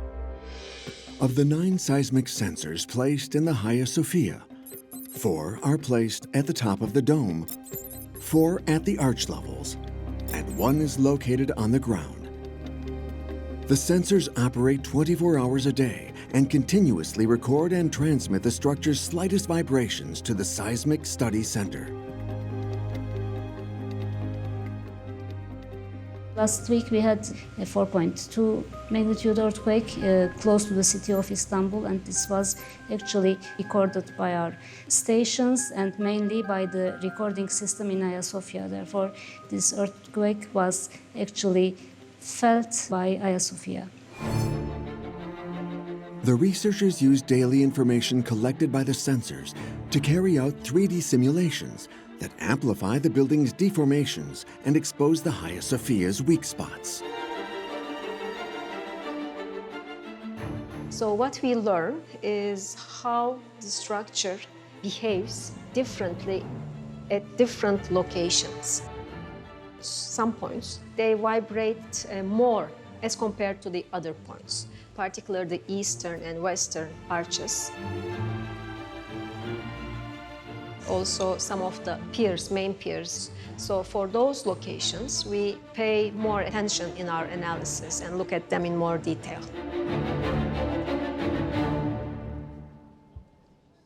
In recent years, the seismic research team has been using a new technology to monitor the arches and pillars more closely and assess whether significant deformation is taking place. Laser scanning. The technology allows them to monitor large surfaces and discover details invisible to the naked eye. The laser scanner allows us to easily scan with high resolution a very large area up to 120 meters wide. This is invaluable information because, the size of the structure, it's huge, it's colossal. However, deformations in the order of centimeters may mean a lot. But from the ground level, you might not be able to sense those deformations in the order of centimeters, while the sensors can. By taking millions of measurement points every second, the researchers can create a detailed 3D model of the building. Every year they create a new model, allowing them to compare point by point the slightest micro-movements in the superstructure. We have compared the images or the information, and according to our analysis and comparison of our results, structure has not moved recently. Today, the Hagia Sophia seems unshakable, but this wasn't always the case. A few years after its construction, the dome collapsed. Engineers building the first dome of the 6th century Hagia Sophia used a different design to the one we see today. The dome was built in a relatively low-profile manner. The Pantheon is completely inscribed in a sphere. And so this lowering has also weakened the dome. With its peculiar geometric shape, the forces exerted by the original dome were directed to the sides, making the structure particularly unstable in the event of an earthquake. With the collapse of the first dome, the architect of the second dome went safe rather than daring in his design, so that the geometry of the dome as it was rebuilt is different from the original geometry of the dome. When it was rebuilt a few years later, it was reassembled. 5 years after its collapse, architects built a new dome, 6.25 meters taller, reaching its current height of 55 meters. The new dome might be higher and heavier, but it's also much stronger. It was built higher. No doubt it was heavier, but the form was more stable. That is, rather than pushing outward, the thrusts of the vault are pushing more downward because of the hemispherical form of the dome. The reconstruction of the dome in this new form was crucial to the final earthquake-resistant shape of the Hagia Sophia today. Now, new technology like 3D laser scanning lets researchers peer back in time and identify the challenges that the builders faced. What you see is the damages or the reconstructed parts of the main dome. On base level, you can easily see where the two parts of the dome come together. One part is the part that was destroyed during the earthquake, collapsed and reconstructed, and then the other one, the adjacent part, is the one that was original, that never collapsed, in fact, according to our knowledge today. After its first reconstruction, the dome partially collapsed twice more. The damage allowed builders to analyze and compensate for the final weaknesses of the structure. 3D modeling techniques expose innovative reinforcement that the original engineers dreamed up. In addition to the half-domes that held the main dome in place, they added huge pillars to the north and south. In the 14th century, a new type of reinforcement was added to the east, a flying buttress, followed by a series of further work in the 16th century.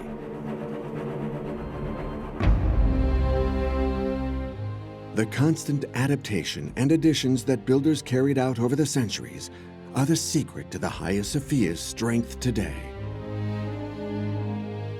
There is no doubt that Hagia Sophia, at the time it was constructed, of course, the best architects, constructors, masons of the period was used. There is no doubt about this. And then it has been very well kept over the centuries. That's why it is still standing.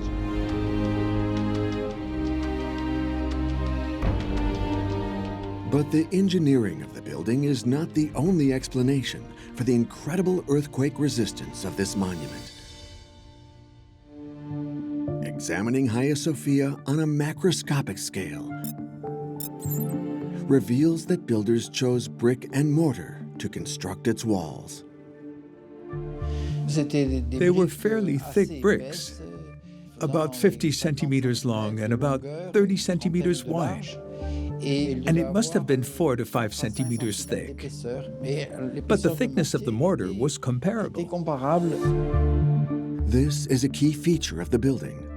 Engineers chose to set bricks into layers of mortar of similar thickness to the bricks they held.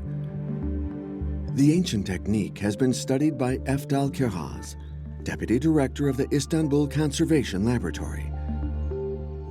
His team studied the building's mortar on a microscopic scale in order to recreate the original builder's techniques and replicate it during restoration work. His team were able to figure out the exact composition of the material. This material is made from limestone, is made from brick powder, and also is made from stone powder. Investigating further on the molecular scale, the team discovered that the brick powder was made from a rock of volcanic origin called pozzolana.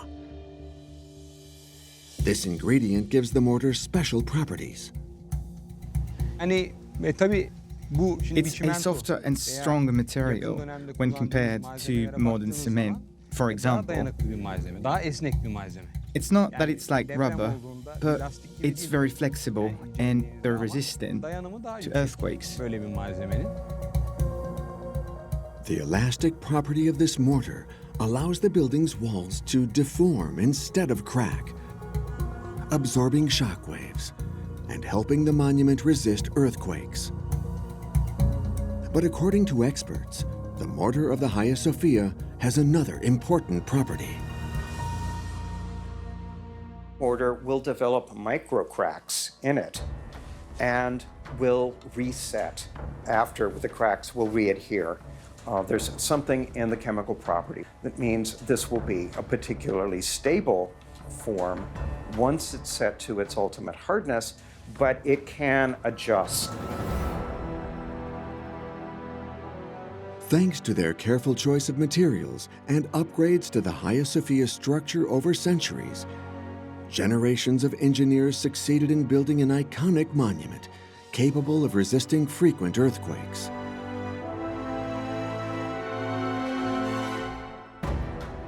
Whether it will stand the next big one, only time will tell. What we know from history, though, is it never collapsed totally. It has definitely a remarkable earthquake resistance, that's for sure. Seismic engineers can't predict with certainty whether the monument will withstand the next big one, so the Hagia Sophia remains under close surveillance. The original 6th century monument was built in the space of just 6 years, an astonishing feat that impresses specialists even today. This is under 6 years to build a building that is larger than any of the great Gothic cathedrals in France.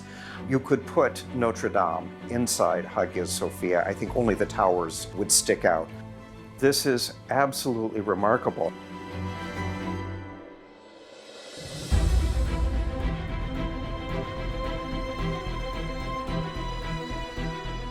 This building has survived to this day with its beautiful mosaics, decoration, pillars, pillar bases, all of which give a unique beauty to St. Sophia.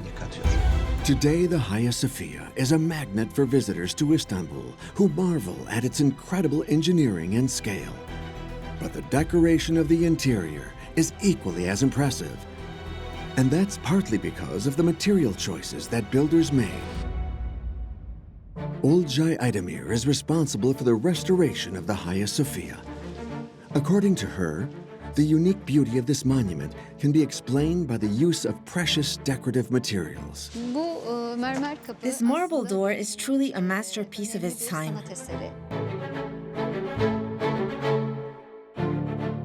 This monument is unique with its materials, structure, and ornamental composition. The base is made of bricks, but the whole structure is covered with marble stone and partially with different types of marble. Examining the Hagia Sophia on a macroscopic scale exposes a palette of marble, each one more precious than the next. White, green, and even red marble, alongside an incredible display of glass mosaics. But where did the Hagia Sophia's engineers source these materials? Sometimes it takes centuries and new scientific approaches to reveal the secrets of the builders. Nadine Shabil is studying the origin of mosaics at the Hagia Sophia. By carrying out chemical analysis of the glass, she has revealed the geographical origin of these materials. 90% or over 90% of the glass does come from Egypt, and the chemical composition shows me that without any doubt.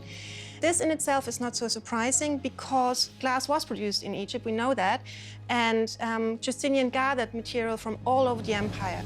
Examining this part of the world on a satellite scale helps visualize the origin of material used by builders.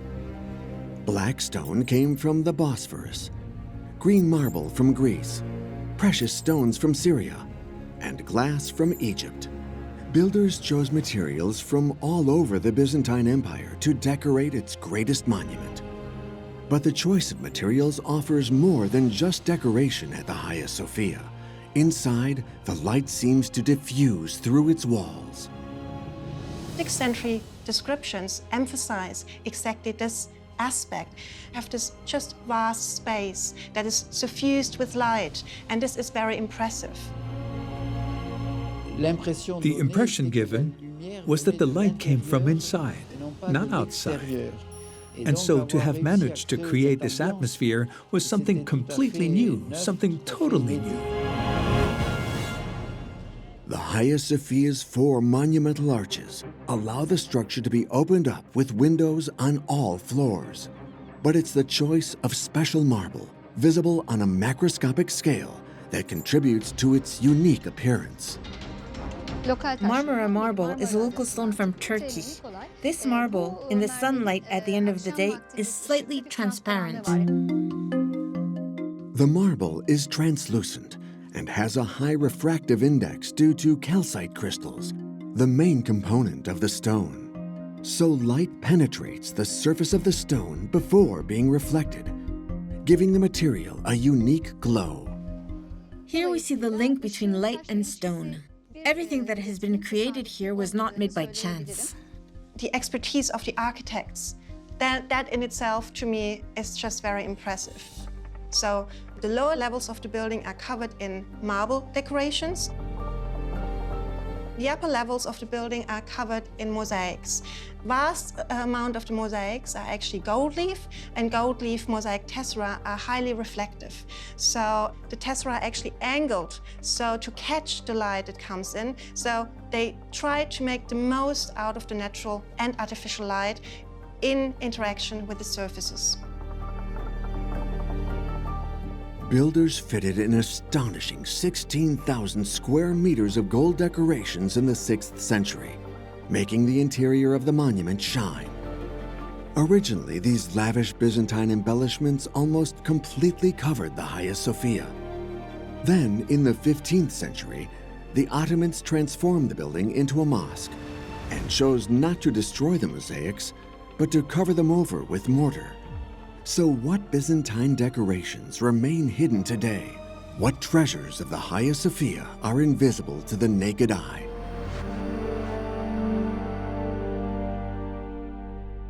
The Great Dome, a masterpiece of Ottoman art, has remained unchanged since the 15th century. But the majestic calligraphy conceals another treasure, created 6 centuries earlier. We know that by the 9th century, there was an image of Christ where that calligraphy was located.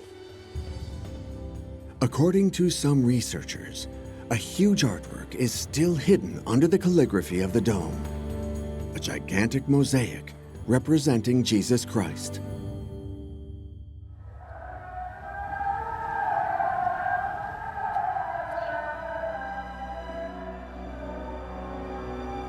Other structures of the Hagia Sophia, invisible to the naked eye, have spawned many legends over the centuries.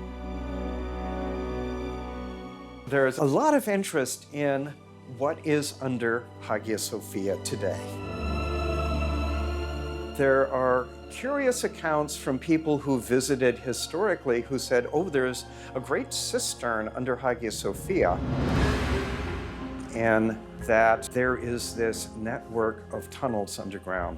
Your first thought is, aha, mystery. This is exciting. Where does it go to?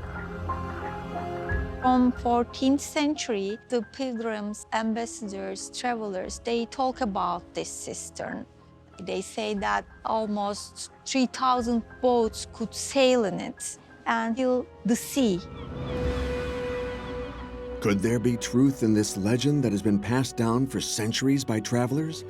What mysteries lie deep beneath the Hagia Sophia?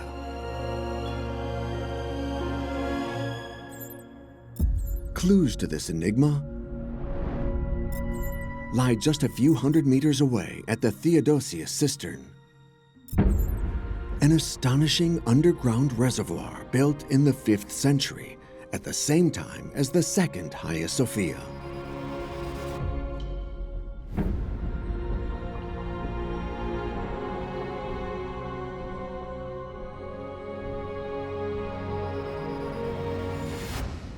So this is a Byzantine cistern, basically. It is 40,000 cubic meters of water capacity. Çiğdem Uzkan is an archaeologist and professor from the Department of Human and Social Sciences at Istanbul Technical University. She believes that the legend of the Hagia Sophia's subterranean secret stems from a feature of the city during the Byzantine period. We know there are 209 cisterns in Istanbul. Some of them are not existing, of course, but we know the existence of them. But there should be much more than this. Examining satellite imagery and 3D reconstructions exposes what is hidden underneath Istanbul. Hundreds of underground tanks were built during the time that the city was known as Constantinople. These reservoirs were connected to a vast hydraulic network more than 500 kilometers long that kept the city supplied with water. It's an amazing waterwork, which shows us all the tradition coming from the Roman technology. This ancient water network could have inspired the legend of the giant cistern hidden under the Hagia Sophia.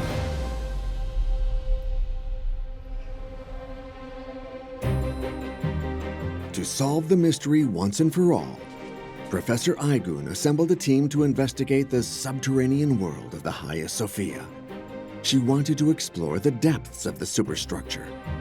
She obtained special permission to carry out one of the most incredible excavation campaigns that the monument has ever seen: the exploration of passages deep underneath the Hagia Sophia.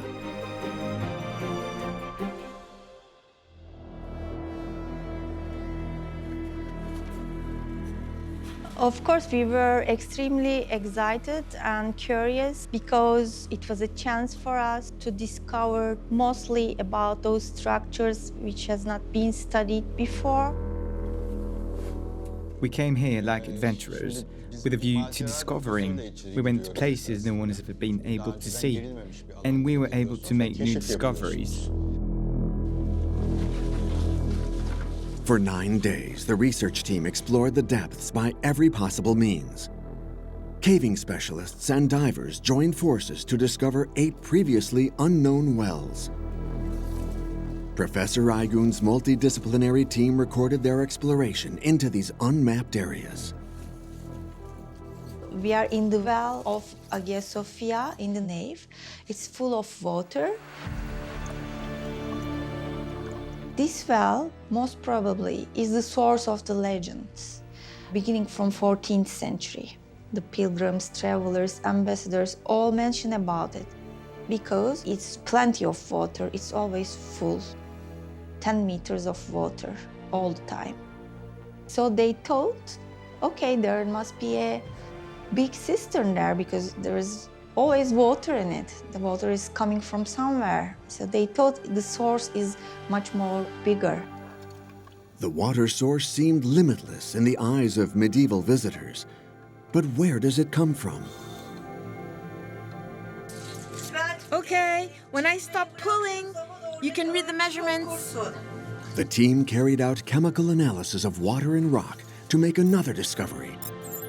The water in this well does not come from a cistern or from rain, but from underground water sources, a natural resource located under the Hagia Sophia.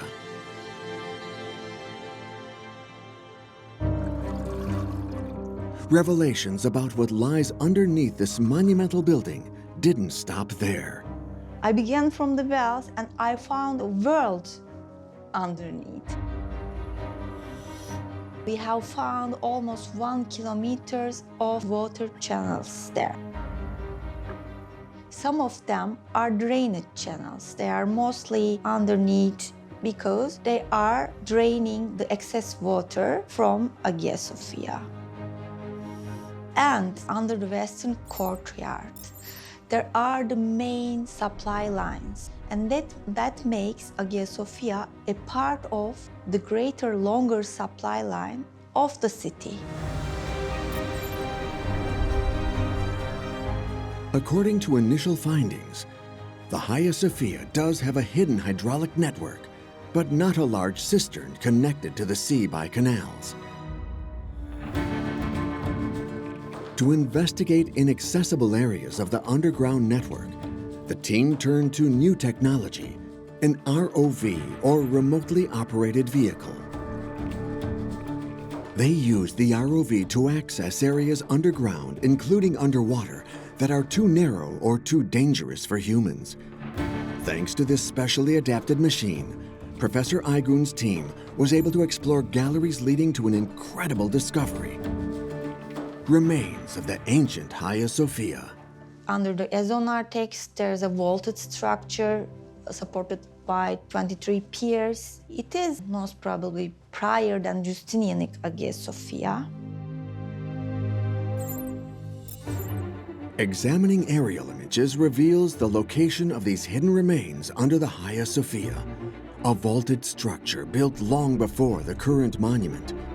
Evidence that when the original and second Hagia Sophia basilicas were built and burned down in the 5th and 6th centuries, engineers saved time by building directly on top of the old structures.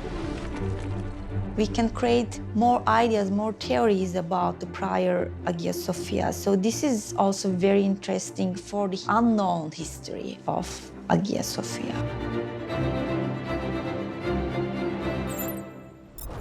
Now the team has discovered an even more mysterious structure to the south of the building. By taking precise measurements in the field, they've been able to model the enigmatic room in 3 dimensions. They believe it was originally a tomb called a hypogeum. We have found that it was a funeral hall, not only one hall, 3 halls together connected to each other. And most probably it's prior to the first Hagia Sophia.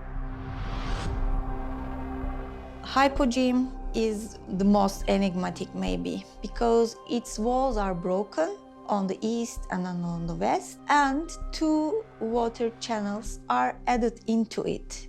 So it is converted into a water structure. And why and when did they do this? It's in the Byzantine era again they did it. But why they have neglected this tomb and converted it? This is the question that we are answering now. Professor Aygun's team have discovered treasures from the Hagia Sophia's past. 1,000-year-old structures lost deep underground. There is a Hagia Sophia beneath the Hagia Sophia, so there is Hagia Sophia subterranean.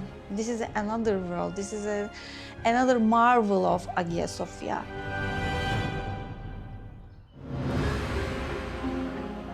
Now the team of archaeologists are waiting for new permission to continue their excavations. They want to further explore other discoveries they made, such as a submerged hall located nearby under the Topkapi Palace. It's very beautiful here. You feel like you're entering a cloud, and the structures suddenly appear. It's a tantalizing glimpse of the exceptional Byzantine remains that have yet to be discovered around and inside the Hagia Sophia.